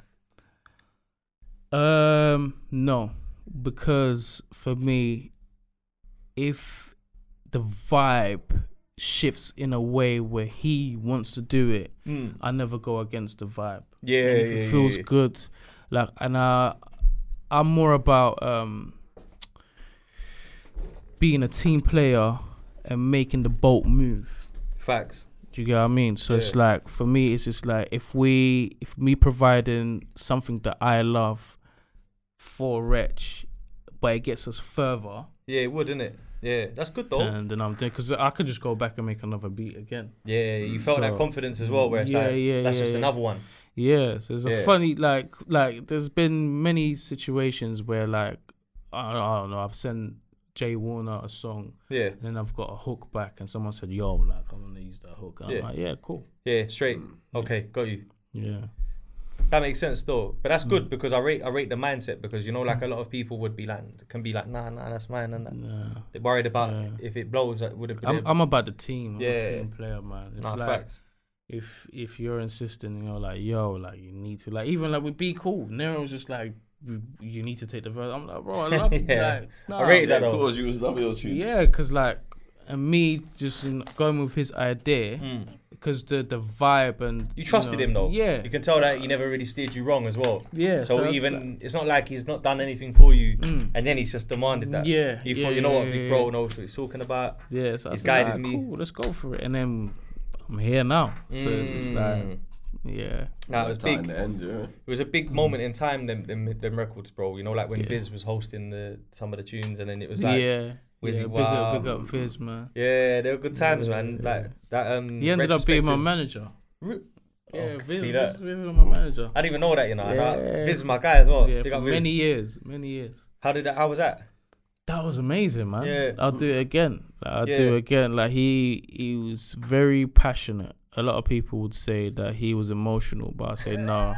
Like he's passionate. Like man, really, like, you know. Yeah, he's really passionate. Like he's a hip hop head like us. That's why. Yeah, he got me my placement on Estelle's album. Yeah. Talk about it, bro. Yeah. So obviously he was just like, yeah, like I met him one time and he was just like, yeah, look, I want to manage you. Because he was with Wretch, isn't it? A lot. Yeah. So it was like a friendship group. Yeah. We was all rolling together. It's like a family. So he was like, yeah, look, I think I can manage you. I'm looking to stop doing the presenting. I don't want to be on radio no more. So I said, I bet. Like, yeah, let's try it. You got the connects already because you've been in radio for a couple of years. Yeah. And then he's like, yeah, just give me a bag of beats. I gave him a bag of beats. And then he was just like, yo, like, I think this one will be cool. So at first, I think we tried to pitch it to Pusha T. Wow. And his management was like, yeah, like this is Pusha T to the T. This is us, yeah. And then that kind of died out. And then Estelle came over. He was just like, yo, let's go link Estelle at the studio. So we linked her, played her the beats. He was just like, what? Give me all of them. Yeah. So then I waited maybe like a couple weeks, and then she shouted me. She's like, look, I'm going to sort you out a ticket to come to New Jersey. Oh, for real? Like, there's gonna be a driver and everything. You're gonna be with this person and that person. So yeah, flew me out there. Yeah. And then when I got there, nice little S, not even little, big S class machine. Can't pick that up, like, you know what I mean? And then clean. Yeah, went to this guy. It's like a home studio, and then we done the song. Ended up being the intro for our album. Jeez. So yeah, I actually made the album, and then. That's a big one, bro. Yeah, and then he was just like, yeah, like we ain't stuck on this. Like, let's keep moving. So we kept going to New York, right? Kept going to LA and linking up with so many people. But yeah, Viz, he was instrumental. Because he's been in the game a long time. When people like give people like the you know the Westwoods flowers and that, of course they've been in the game a long time. But equally. Ace and Viz was in the game for a long time, and they pivoted onto TV before a lot of people. They had that hip hop culture thing about them as well. That they was really riding for hip hop. You know what I mean? Yeah, it's good. He got me my publishing deal as well. Which helped me like just get me on my feet, help my family out. You know, get me out of the hood and get myself straight. You get what I mean? So which is blessings, bro. That's that's the main part, you know. That's the goal. Yeah. So he did a lot for me still. Like, so got Viz, man. That's the. So going back and forth to America, you never throughout your time of being outside in Tiverton, you never got yourself in a situation where you ended up locked up or anything. Luckily, or no, I got a few NFAs, one or two actually. Lovely, so, yeah. Lovely. Like when they came back out, I said, NFA. I was just like, yes, going to America right now. Just me. That hit different, bro. That NFA turned into USA. I ain't gonna lie. When I first went to America, I said, yo, listen. I ain't doing no crimes when I go back in there. I need to stay out here. Yeah, I need to cause you're gonna laugh because one time I come back from New York and I just had this whirlwind of a time there. I was always there, but I had this whirlwind year where like it was like was just popping. Like I was chilling with Rowdy on the block in New York. Then they blew up a week after, computers and all that. Then like me and East ain't even signed yet. Then Jungle start saying, "Yo, Nas want to talk to you to East." Yeah. Then we go. Then I go studio of Uncle Murder, chilling and that, and I'm like, "Yo, Uncle Murder was the biggest thing at the time, like from Brooklyn and that." And then and then I bumped into Ebro in like a random Foot Locker, bro. And he was cool, and I'm like, yo, he's like, hit me up and that, bro. Then I'm thinking, yo, I'll come on, bro. And I even was like contemplating about like jumping the ticket machine at the station, bro. You know how you like committing crime, forget committing crime. I'm thinking, bro, I'm not even like I'm not even buying a child pass again. You know, man, big man was buying child pass back in the day. Do you remember that? Like, he's probably gonna act like he didn't. And then on the buses, man, used to like. Remix it. Got the glue, we got arts and crafts with it. The dates. That's even earlier. But you know, for a while, if you was getting trained, bro, there were certain stations where you just buy a child day pass, bro. And you're a big man, not big man as in like car age, but like you're over 18, easy. You're 21, whatever, and you're good. Yeah, bro. But I was thinking I even do that again. You know what I mean? That's risking it. I was driving illegally. I had no license, but I was using another man's name. I'm thinking, right, I gotta get my license. So now I'm looking for someone. Boom, find this guy, Uncle from Ghana. Like he said, I can. If you pay me, you gotta pay me 1,500. That's 1,500, and then I'll give you the license clean. Doesn't just give you the license. Yeah, but allegedly doing it. Allegedly. So first it's like, cool, just give me 750 first, and then this guy will do it for you. Yeah. So I said, alright, cool. So I gave him the 750. I'm saying, boom, I'm gonna get my license. I'm gonna be clean, squeaky clean. I've gone Liverpool, and I'm there. Whatever, we're done a show. So like, these time Twitter's out, so I'm Twitter finger is active. Like, Liverpool's live. Come home around 4 or 5, gone bed, knock on the door, and my mum's like, there's police are here. Them 6 a.m. knocks. So they're like, look, they was proper polite. They was just like, look, I'm not gonna lie to you. We saw your tweets. We knew you was in Liverpool. We just waited till you got back. You tweeted that you got back, so we just come. What? No way. And I'm like, I'm thinking, what am I even getting? Like, bro, I'm sleeping in my bed and they're in my bedroom. That's Twitter hotting up, man. So I'm like, what did you say on Twitter, bro, to make them knock the door? I'm just saying I'm on real time. I'm like, man, they're having a good time. Big up Liverpool. On the way back down. Man's coming back. Time. Just telling the journey. You know what I mean? Back home, I can't believe how much of a good time it was. You know what I mean? So man's clocked the whole journey. He's like, he's home now. Bro, they've come and they said like, look, we got to take you in. I'm like, what for? Like, we can't say it. Fraud. I said, what? Fraud. I've gone to the station. This guy, this idiot, has gone to he's gone to a centre and failed. With my ID because he's trying to be like he's trying to act as me.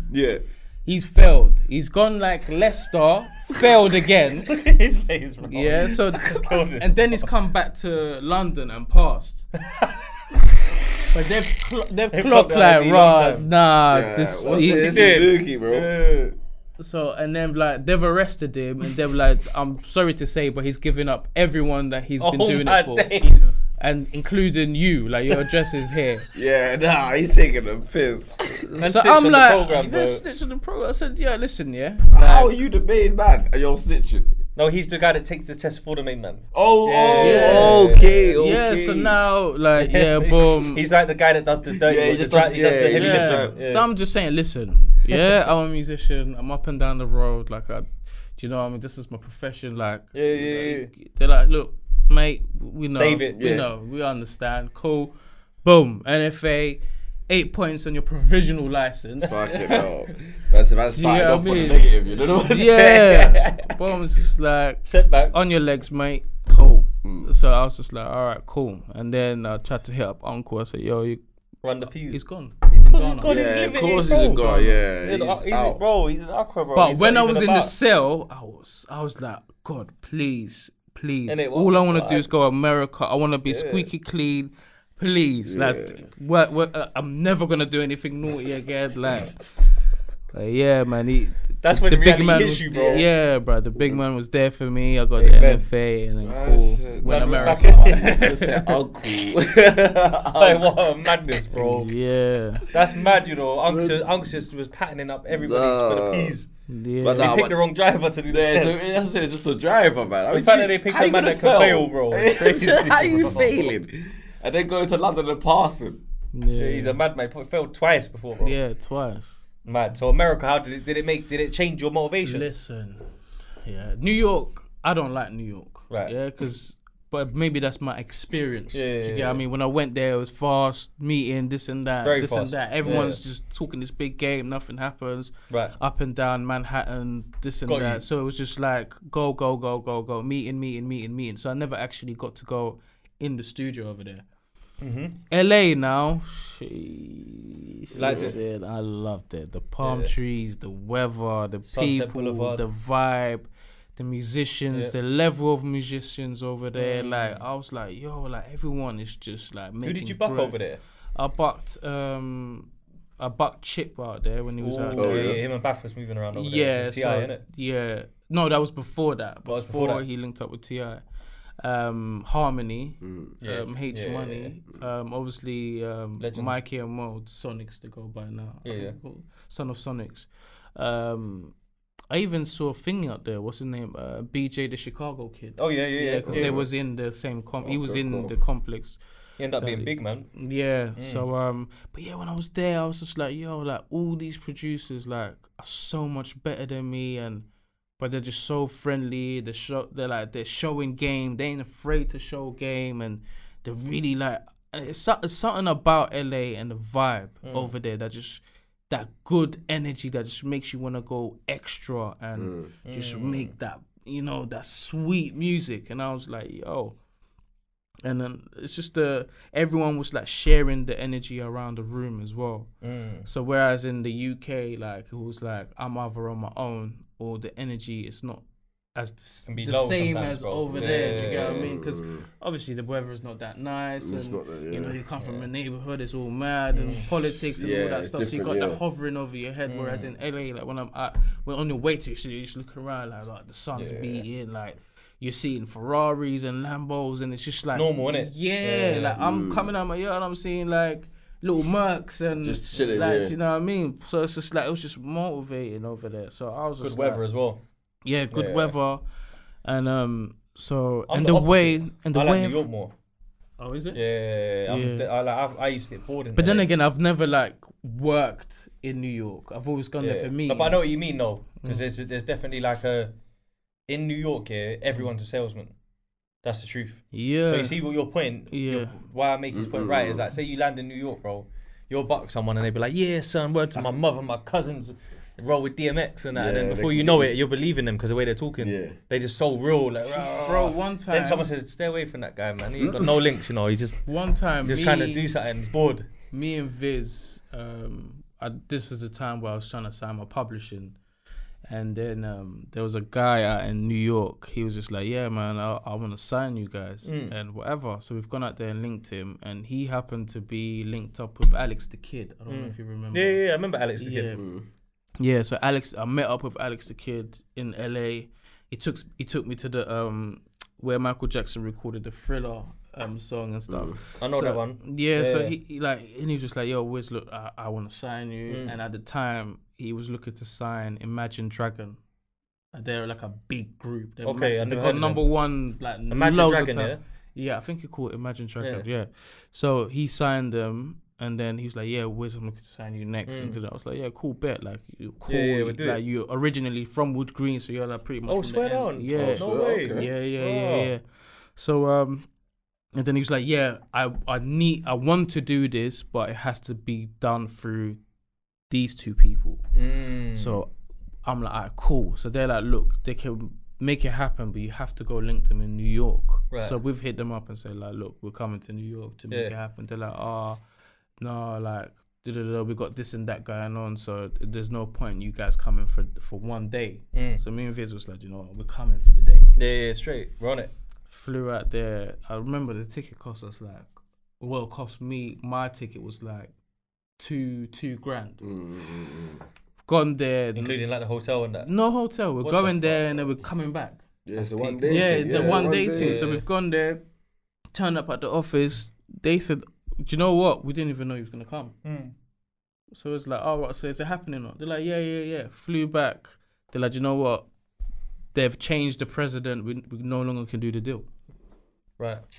So I'm like, you guys was just gassing me all along. You knew this was the shift was happening. Yeah, of course.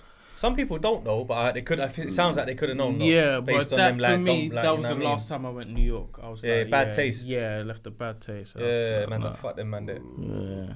That's you know what? It's cutthroat out there though. It is like, you know, like how you mentioned the city. Like one time, bro, I remember I was bored, bro. I'm chilling in the 90s in Flatbush, just chilling on the wall. And everyone's just like, we've been here all day, we've overdrunk, we've overeaten. There's not much to do now apart from go inside, but it's still a little bit too early. Yeah. So I just went in and I decided, you know what? I'm going Manhattan quickly. Like, just I ain't gonna get up in the morning. I'm just gonna go Times Square and that. So I jump on the train. Shooter, R.I.P. my boy King Shooter. R.I.P. Shooter, man. He was on the run for a shooting.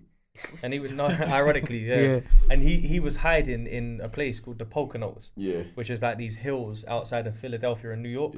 So like the police have no jurisdiction there and that, so that criminals can hide there and they'll just be in a cabin. And he had like a nitty going back and forth for him with like groceries and whatever. Mad, I was sending him money to top up the phone, pay the electric and that. You get me? So like I'm just chatting to him for time, you know, like boom. And he was saying, "Yo, bro, it wasn't even me." You know them ones. That's what they say. Like, but until my name's cleared, until they get the guy, they think it's me. So I'm on the run because America is mad for like it's racist as well in a way. Like the law system. Like you're black from the projects, you did it. Cuff him. So he was out. You get me? Because he had a mad track record already.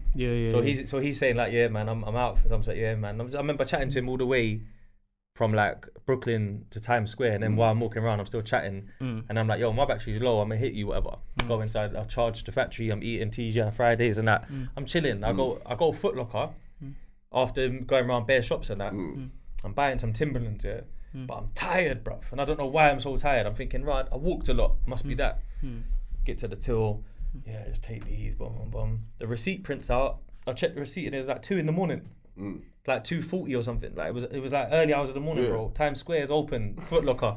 Do you know what I'm trying to say? Like, don't sleep. People are in there shopping and that. And I'm just like, I thought, because I left the block at like 10. I'm thinking like, oh, it's only got to be midnight max. But then I'm thinking even midnight. 2 in the morning. Bro. Everything's still open and active. New York is a vibe. It's like London on steroids. Crack. Like, literally. And I'm like, trust me. Like if you really like, I get motivated from it. Think about every time I've come back, bro. I'll come back, I'll shoot 4 videos. You always come back on the I book the studio the same night and it's got to be all night. Because I just watch them like work and I'm like, yo, they're different. Yeah, the way they work is different. It's different. Like I came back a different beast. Like I came back a different... Like a battery in your back. Yeah, and so, then when the battery started running out, I went back to LA again. To top up. Plug in the charger, innit? I hear that. So is there still probably like, I won't say the best, obviously, because I think Wretch is probably hard to beat when it comes to working with a rapper. But is there still like the biggest A-lister that you've worked with? The biggest A-lister that I've worked with, like in person? Nah, just in any form of works, bro. Is anything with your name on it? Yeah. No. I wouldn't. They're all big in their own sense. But of course. Like obviously, like on Ed Sheeran's project. He's humble. I like Wiz, but you're humble, bro. But try hold back the Ed Sheeran. Ed Sheeran, and then obviously producing for Crescent Michelle. That's big. With 2 Chainz on the. That's big, bro. That's very big. And then obviously Tiny Temple hitting me up saying, I done a tune with Big Sean on your beat. Was that yours, that one? Yeah, it's called Lucky Cunt. Yeah, I remember that. Yeah. So that's my beat on there. So then obviously Stormzy. Like Stormzy's one was like that was like a really good moment because like Varun Wade was in. I don't know if he's a really good writer. He writes for like LMA. Okay. Like big people. Like he's very is a successful writer. Yeah, you know them different people we don't know, bro. Behind the scenes. Yeah, Varun really Wade in the studios. was in town, so he's just like, we got to get to work. I said, did you know what? Funny enough, like we're waiting for Stormzy to come. So come, let's try and cut a tune. So I've worked on the beat, and then Varun Wade's come and laid the hook. And we're just vibing out to it. We're like, rah, imagine if Stormzy actually does this. Yeah. And he's calm, and he's just like, rah, you know, I've been thinking about this kind of tune, and I need this. Yeah, I need. Like timing. He said I wonder. He said I need. Yeah. So then he's done that, but the way everything just worked together, it was meant to be. Just like definitely meant to be. So that was a good moment. Who else? Obviously worked with Kano. I think Wretch and Kano done a tune called Cahoots. Okay. Yeah, that was cool. Kano was a legend as well. Yeah. Working with Gets. Like monster. Yeah, so the list is long. Like I've worked with Gigs. Got a beat on Giggs' project. Yeah. Do you remember the name of the track? Do you know what album it was? Gosh, it's the Landlord album. Oh, okay. So I got a plaque for it at home. Landlord is a good project, bro. Yeah. That's one of his better ones, isn't it? Yeah, I got a tune on the Landlord. Because that album sounded a bit like grime crossover at the time. I remember. Yeah. Had a bit of we had Whipping Excursion on it. Yeah. So, bro, you know what? This album, all the tunes are good on there. So I don't know which one you produced, but it would have been a bang. I know it wasn't Clipped Him. Because that don't sound like you. No. It weren't Locked though, because that's Deneo. No. It wasn't Whipping Excursion. No. It weren't the one with Stormzy on, because otherwise you would remember that. Yeah. It weren't Just Swerving, was it? Or The Process? The Process. Oh, that's naughty, bro. Yeah. I knew it was going to be one of them two, though. Yeah. I produced that with Greatness Jones. See this tune? I heard the interesting. Yeah, that's my voice on there, didn't it? Yeah. Yeah. Wizzy! Yeah. Come on. Big tune, you know. Yeah. That's why I do it. Because you got vocals, bro. Yeah. Like, do it all right now. That's what I'm saying. Yeah. I try, man. Even the one where I said I remember you singing on the song for Scorcher. Clean chorus, bro. Yeah. You know what I'm trying to say? Like, you really knew what to do with that, with the auto tune as well. Early, like you knew how to use it. Yeah, I first started using it. I think it was 2007, 2008. So like the T-Pain kind of era. Yeah, like I heard T-Pain do. I said, "Wow, that's cool, man." Yeah, it was. And then I went to my engineer at the time, Oscar. Oh yeah, he's good. Yeah. He's Wretch and Scorcher, innit? Yeah, back in the day. Yeah. So I went to Oscar. Yo, what's that thing called? It's like auto tune. I was like, yeah, put it on. Yeah, then I just. They man don't rate it like that, innit? At first, nah, he's just like, what's this you don't need robotic kind of thing? But yeah, their thing is like if you're singing in a note, you don't. The auto tune is like to make sure it sounds better if you're slightly out. But then the way them were creative, it was like Lil Wayne would rap, bro, without even singing and use auto tune. That's weird because there's no tune. You're just rapping, but it changed the dynamic of your voice. It's interesting. It's like warping reality at that point, rather than it being a tune thing. Do you know what I mean? Alright, so here's a random question to break up here. You're a North London legend, bro, in your own right. You put on for that side of the city. Made some classics, some anthems, some bangers. I didn't even know you made the process of that. Like you got more than I even. So hats off. Is there a top 5 North MCs / rappers of all time for you? Can I get a North rappers and grime, like MCs, rappers, Mike. So Mike, I was gonna say Mike man. You get me? Kind of thing. Mike man. And obviously Wretch is at the top. Yeah, always, isn't it? I feel like he'd be at the top of your countrywide one. I say to him, for me, I think he's one of the best lyricists, artists in the world. Yeah, facts. For me. Like, I'm like, bro, like, how did you come up with that's mad? Kind of thing. Your lyrics are mad, bro. Yeah. Triple entendres. I remember I hate everything before the public. Yeah. So like, when I'm hearing something, I'm even thinking about the songs that are not even out yet. Yeah. I'm like, bad. He's crazy with it. Do you know what though? You see, one time I was in studio with Fred the Godson. Okay. And he's sick, fam. Yeah, he's cold. Yeah. He's cold. And I don't know, I DM'd Wretch, because me and Wretch always knew each other.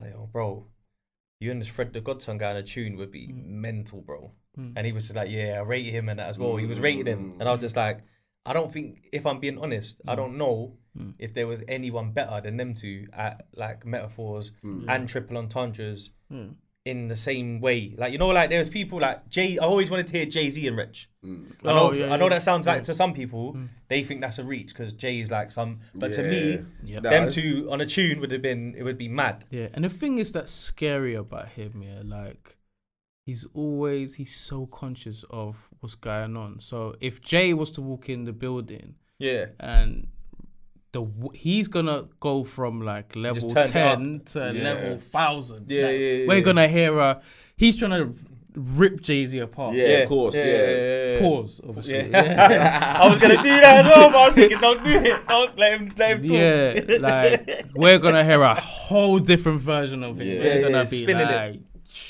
do you get what I mean? So that's hard. Yeah, big him elevates to his opponent. Yeah. So I would say him at the top. Yeah. Chip. Okay, yeah, legend. Yeah. I ain't gonna lie, that guy is. Everyone says this, you know.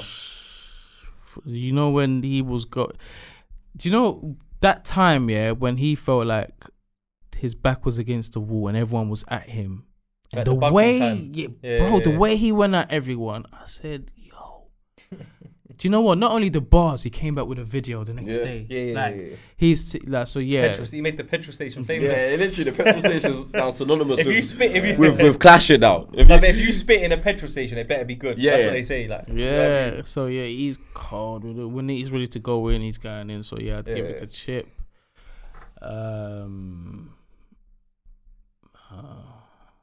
Skepta. Skepta. The G. It's cold with it. Skepta's cold. That's free. This reg is tough. Because it's bare MCs in North that are good, you know. Shit.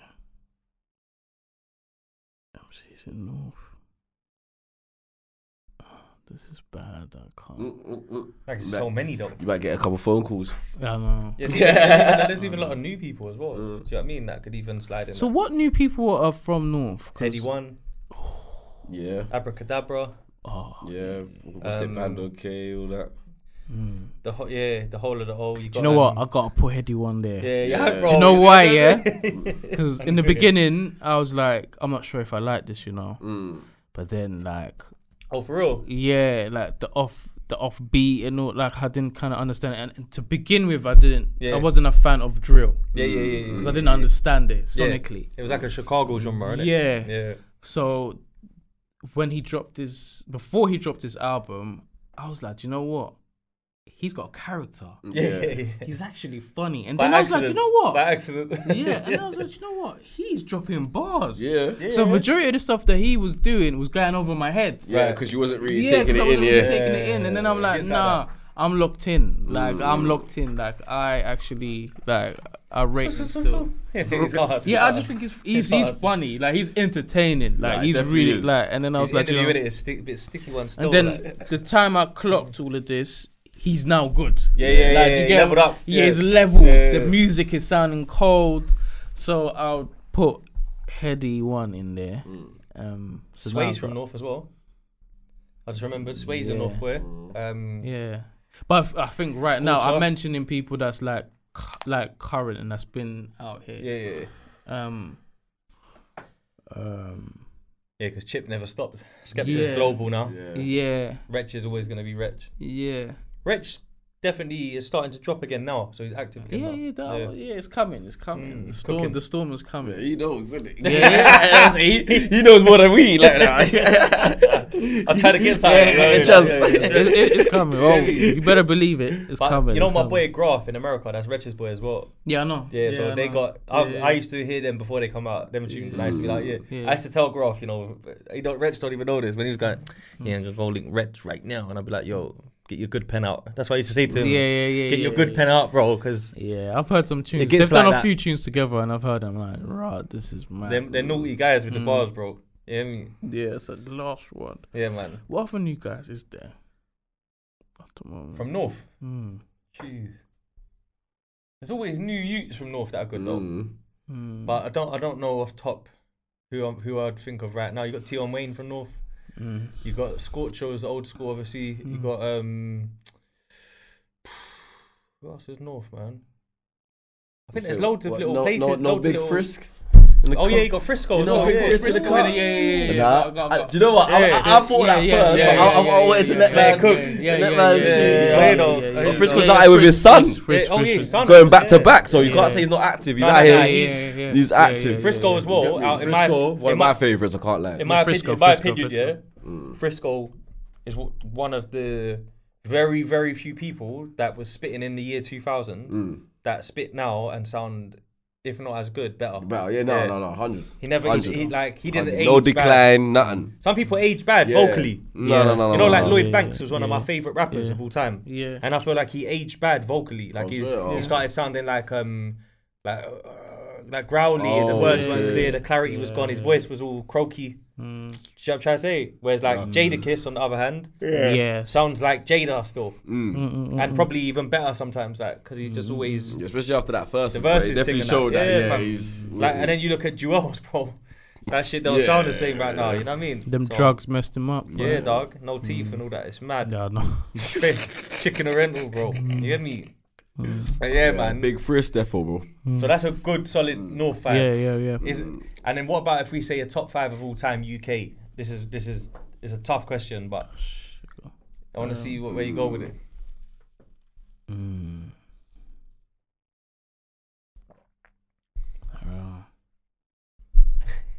Yeah, that's hard. Obviously, Wretch still at the top. Straight Wretch. Yeah. I put him on my Complex 50, the top one, when we done our remix list. Yeah, always.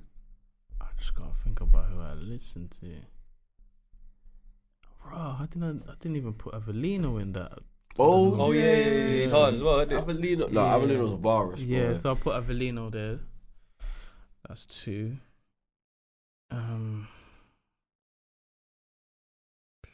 Shit.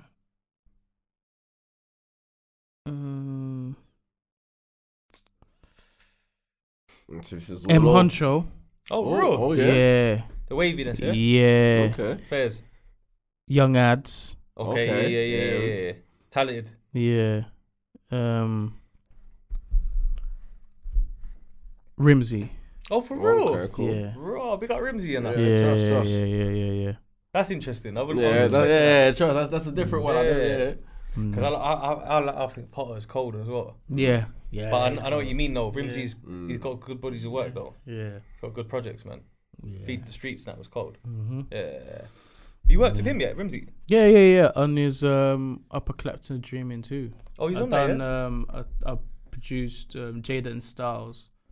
It's a song that he done with Snap Capone. Yeah. Hard tune, bro. I think they done a video for it as well. Yeah. It's a big song. Yeah. That was one that a lot of people wanted because I think they was in the can together, bro. Yeah. Doing that kind of same back and forth stuff. You know what I mean? Yeah. And at the moment as well, I feel like your kind of music has kind of diverted into that, like, I want to say, like, if I try and like kind of put it in a bracket, which I don't like doing, but the sound that you kind of got now with like the Pablo project and that, it's like that 38 Special, Alchemist. You're spot on. Griselda. Yeah, you're spot on. Does that make sense? What I'm saying? Spot on. Yeah. Like that's what I feel when I listen to it. Yeah, for me, it's like it's obviously training and going gym. So in the beginning, I did not like West Side Gun.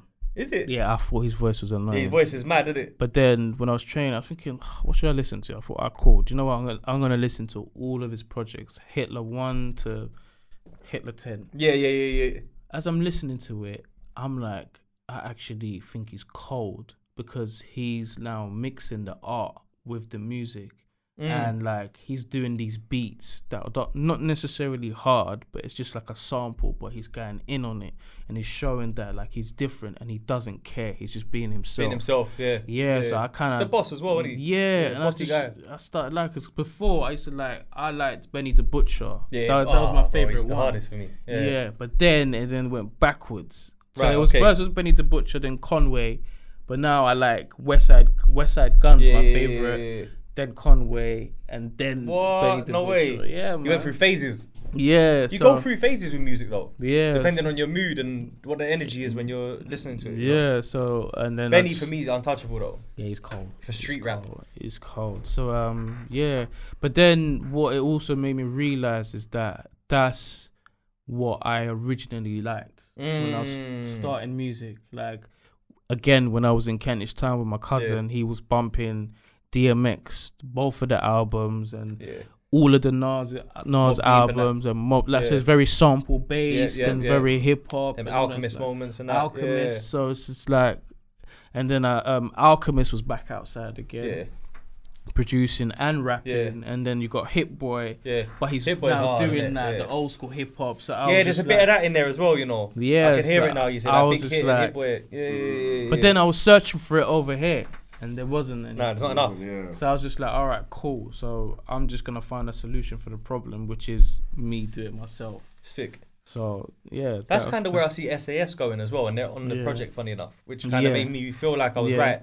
And that, for me, that project is, again, it's a passion project. I do it for the passion of it. Though, bro. Like, thank you. But no, proper fam. I listened to it in the gym today again. Thank you. Because I know when we interview, we take it serious. Like, not just the heyday. It's like what's going on now, and that, you know what I mean. So it's not for me. It's for everyone else that's on the project. Do you get what I mean? So my thing is just like, I want SAS out here, but I'm not imagining this beat that.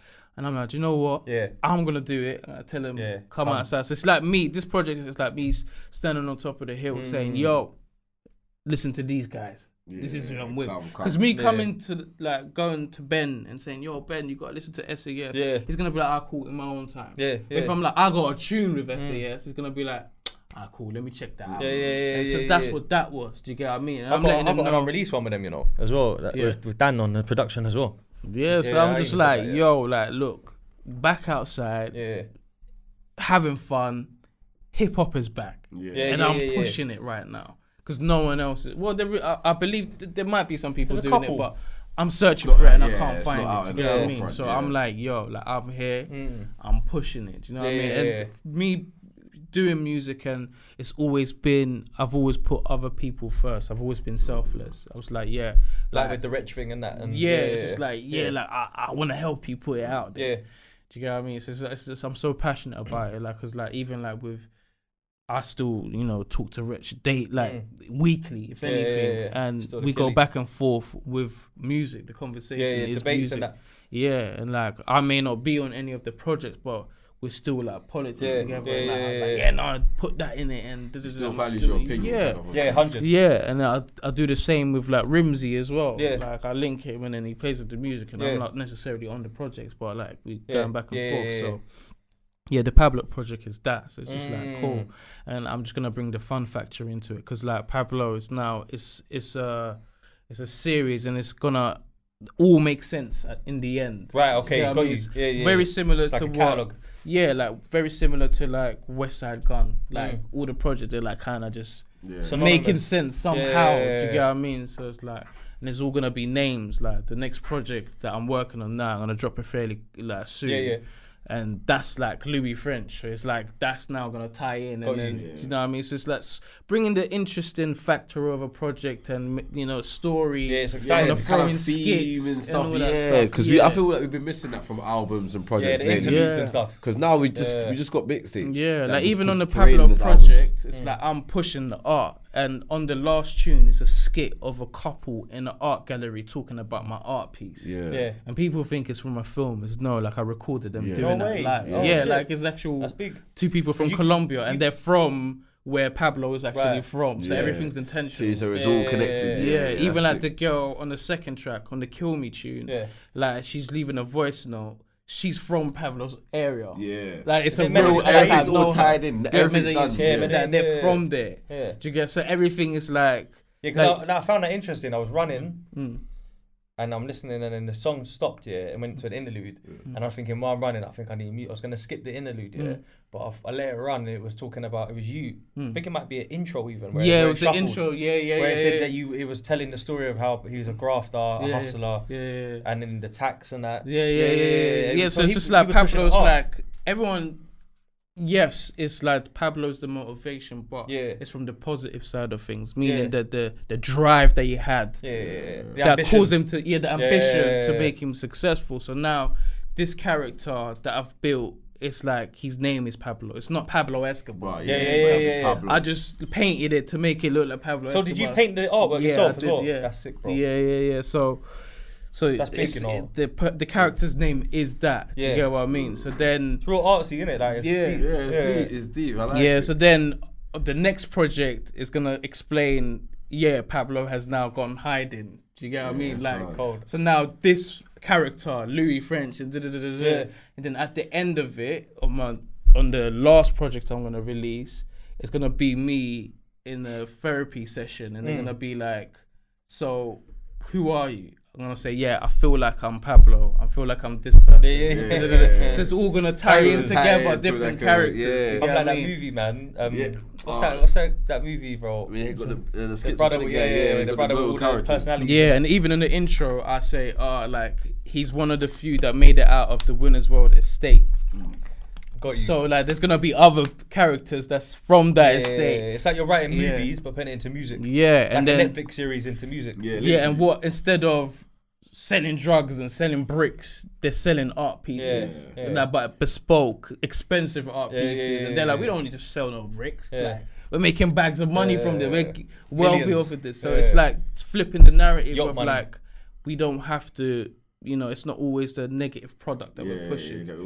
We can still push something positive. Skills for something good.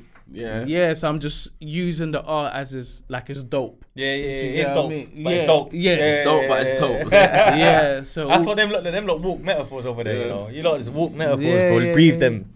Simple, like Wretch and Wizzy Wow just talking in metaphors. You get me? Yeah. So that's what it is. It's cold. And that's my main purpose. It's not like everyone knows me. Like, I don't care about the numbers. People always get onto me. Pay for this. Get out there. You gotta pay for this ad, and I'm just like chill back. And they're like, oh, are you so sure? I'm like, bro, like, it doesn't faze me. As long as it's out there, whoever catches it. And it's just it's a passion piece for me. Do you get what I mean?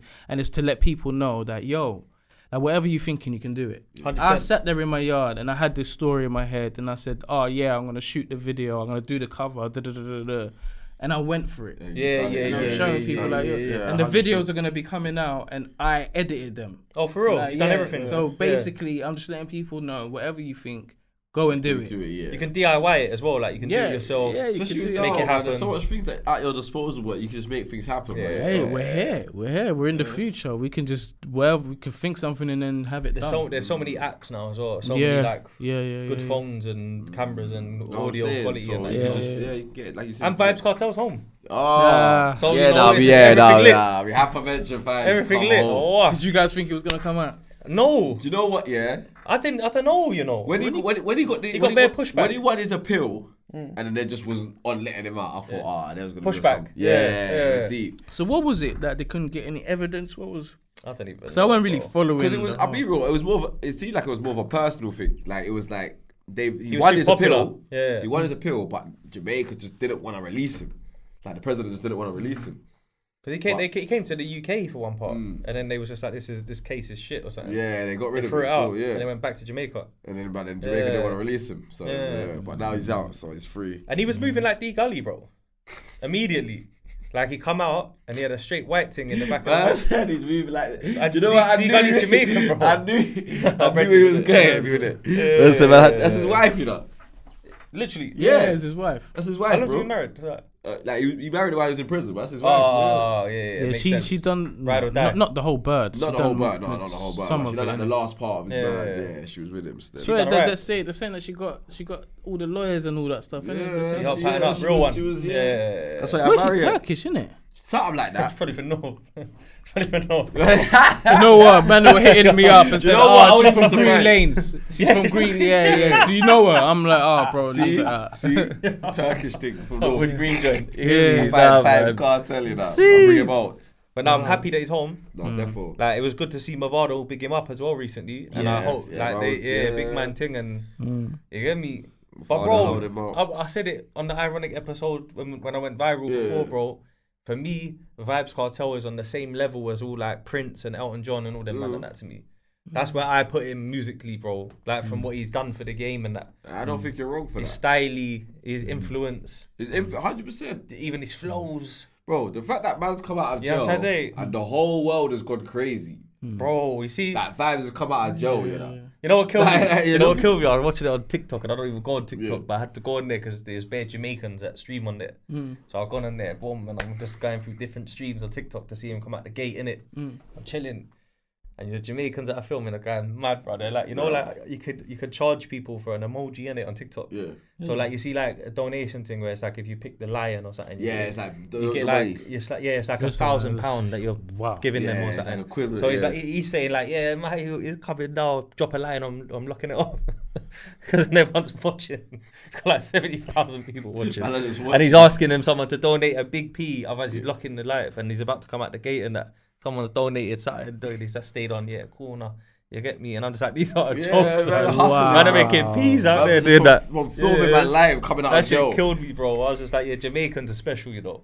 Like, their vibe is special, bro. Like, they are real hustlers, you know. Yeah. Fully, like. When you're in the trenches, and you get creative. Yeah, that's it. You get real creative. I'll explain that to someone as well. That's like, bruv, the struggle makes you very creative with your hustle. You gotta find new ways. Yeah, get it. You can't get it the norm. So you have to, you know what I'm saying? Even like some of these, like, you know, girls or whatever, like with daddy money and all that stuff. When daddy breaks down the story of how he became successful. She's like, he was out here in the trenches, like, do you get what I mean? He was out here too, like, do you know what I mean? Look at the Ghanaian uncle, bro, man. Like, he was in the trenches, bro. He got creative. That's I don't want to hear that right now, bro. I got creative against me. I want my money back. Yeah, trust. But I knew one Donny like that, bro, that used to, that, you know, like he was, you know, when you can, they call them spanks, where like you make up something to sell on a number and people copy it or invest and then it's not real and it disappears. This brother was selling like, he put an advert in the newspaper. This was when I was younger. He showed me, man. Put an advert in the newspaper, and it was like long-lasting lighter. Yeah, which like they're basically like nearly a never-ending one, basically. Like long-lasting lighter, hardly runs out. And you know when people use lighters, they die quick. Yeah, of course. So obviously he's charging like $10.99, which is like a good price for a long-lasting lighter. So people are buying the lighter from like the order thing, and then he's sending like boxes of matches. Loads of them. So like it's never ending. Like there's loads of boxes of matches sellotape together getting posted to you for $10.99, yeah. And then they're ringing the number to complain and it just rings. And he said that his office was a cupboard with a phone in it in Canary Wharf. That's it, done. There's no returns, no refunds.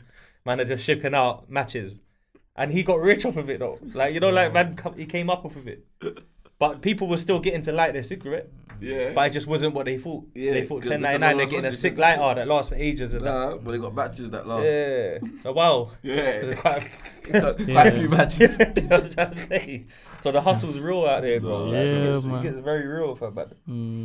Creativity rules all, man. But no, it's been dope having you on, bro. Thank you for having me, man. Thank you, man. You get me? Someone that I've always respected for a long time, cousin. You get me? From good conversation, man. I learned a lot today as well, bro. I didn't even realise like how much you had produced. I didn't even know where you was from, bro, country-wise. So hopefully like a lot of people enjoy this, learn from it, share it, you know what I mean? Because I feel like your journey is still... There's so much to come still. Still. That's the beauty of producing as well, you know. You don't. It doesn't matter how old you get. You're just in the rapping game. Unfortunately, rapping does. Like you get to like you can't rap at 60 still. You can produce. Well, Jay-Z's doing it, no? Yeah. Snoop. But it's not the same though. Like I feel like it's mad because if they weren't who they were when they were younger, no one would care about them when they're older. Yeah. They wouldn't be able to just jump out now at 60 and be like, I think you can jump out old if you've got like a good story or a reason for it. Like if you just came out of jail, and it was like big hit and all them man and that. But even then, they're not gonna penetrate the game. Of course, they're never gonna. YG and that are doing it. You know what I mean? So it's kind of like it's a young man's sport, man.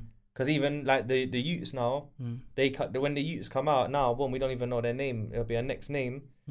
Boom, they'll run up all the views on the channel. And you'll be like, raw, who's that blood? And then all the little girls in their hood love them. In the ends and that, everyone's talking about them from the hood parties and that. Like they're the guy now. You know what I mean? It was like that even when Diggity first come out and that. Like there's certain, or even like when Gigz come out back in the day as well, bro. But Gigz was a bit older, I guess, so it was a bit more grown.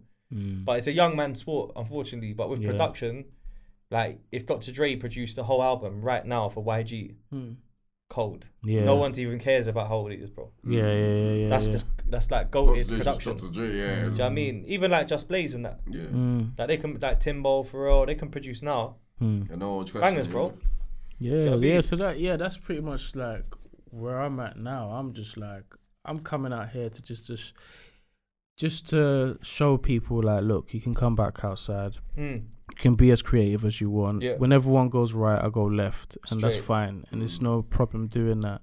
And also, like, my thing now, what I'm enjoying is like locking in with people. Like, for example, like if I was to just shout SAS and be like, look, I want to work with you. It's no longer like on a single. Like, let's do a project. Sick. You know what I mean? And I learned that from Hit Boy. And I love the way they do that. Hit Boy, and you know what I mean. It was locking in with Nas and Magic, and the other ones and that. Yeah, so I feel like, and I'm a project guy. Like I don't, singles is cool, but when a person drops a single, I can't wait till the project comes. And out. if they don't come, it's kind of nothing to look forward to. So I'm just like, so I agree. So I'm like more locking in with people, like on a project vibe. Yeah, that's dope, bro. Proper dope still. I'm excited, bro. Like when I saw your post yesterday, that your first physical order went for like a bag quickly. Yeah, of like an anonymous client. I was like, yo. So obviously, like, back out for real. Obviously, a friend of mine is just like, yo, like I think I got someone for that, and I'm like, look, just I don't even know how I'm doing this. Like, just it was like, no, bro, like he wants to like. So I've got clients that they're mad about getting 1 out of 10. Or 10 out of 10. So they either want the last print or the first print. Okay, right, okay. Yeah, so I've got them lined up. So it's exclusive. Yeah, so it's exclusive. So rare, like the last one, or the first one. Yeah. So that makes sense. Yeah, so my brother's just like, look, like he wants the piece. So I just said, do you know what? Like I've already got people. Pause. So I said, I've got people on pre-order already for that. So he's like, bro, I don't think you understand. I'm like, look, what's the number? And he's just like, oh, like he's saying like he'll pay 5 bills for it. I said, no, it's not happening. Like it's not happening. Like, cool. And then he's like, what, 750? So I said, okay, let's see how go. So yeah, so he's like, 750. I said, nah, come on, man, like I can't. That's the first one. It can't happen. He's like, like what a bag. I said, like, bro, right now, man, I'm going mad and screaming for it for a bag 7.5. Yeah. So he's like, so how are we gonna close this? I said, like, bruv, that's the number. He's like, you know what, £2, like, allow it, Wiz. Come on, like, I said, cool, £2. Oh, is it 2? Yeah. So it's 2. So clean. Yeah, so that number 1 is now gone. There's only 9 available. So get your bread up. Get in touch. Get your number 2 and get your number 3s. You know the negotiation's stiff. Yeah. So make sure. He set the pace, innit, with the price, innit? He set the pace, bro. So it's like, but I am gonna like, I don't know, I might do an auction and that's a live, like Instagram live auction, and just start from like £150 and this is the beauty when you can put everything in one, like the package of the art and the. And it comes with like a game card as well, which is numbered as well, and then I've got like a certificate, like an authentic certificate. To make it, to authenticate it with the wax on it. So it's just like it's 1 of 1. Yeah. So that's deep though. That's proper. That's like when you buy jewels and that, and you get the like I've got to make sure paper and the sticker. This is the new product that I'm selling, man. The new dope that I'm selling. My God, you know what I mean? Come on, fam, man. Yeah. Nah, big up yourself for sharing your story, bro. And thank you, man. Thank you for having me. We're always supporting, bro. Like I've been supporting from day one, anyway, bro. Man's always rated your music, bro. Yeah. So it's been a pleasure to chop it up. Yeah. Get a bit more about your history, what you're working on. And double back, man, anytime. You know what I mean? Like when you got, you know what I'd like to do actually? I would like to get him back maybe when like you get deeper into the series of the tapes. Maybe this when you do the therapy thing. We come back through D Gully as well. Bring the Henny out for it. Yeah. Because that would be interesting. I definitely want to speak on it when it's out, and then now you're explaining the actual concepts of it now. After that, we've listened to all of it. Right now, just hearing it sounds banging. It sounds like it's gonna be a nice. And that's the intention. Like I just want everyone to be like, oh, like something to look forward to. Do you know what I mean? Like something interesting and intricate. Switches it up because now everyone's just watching TV, bro, or like YouTube series and that. So it's better for them to have like music. Yeah. For the mind, so you can paint the picture yourself. You know what I'm trying to say? Like you said, it gets kind of repetitive and boring. Yeah.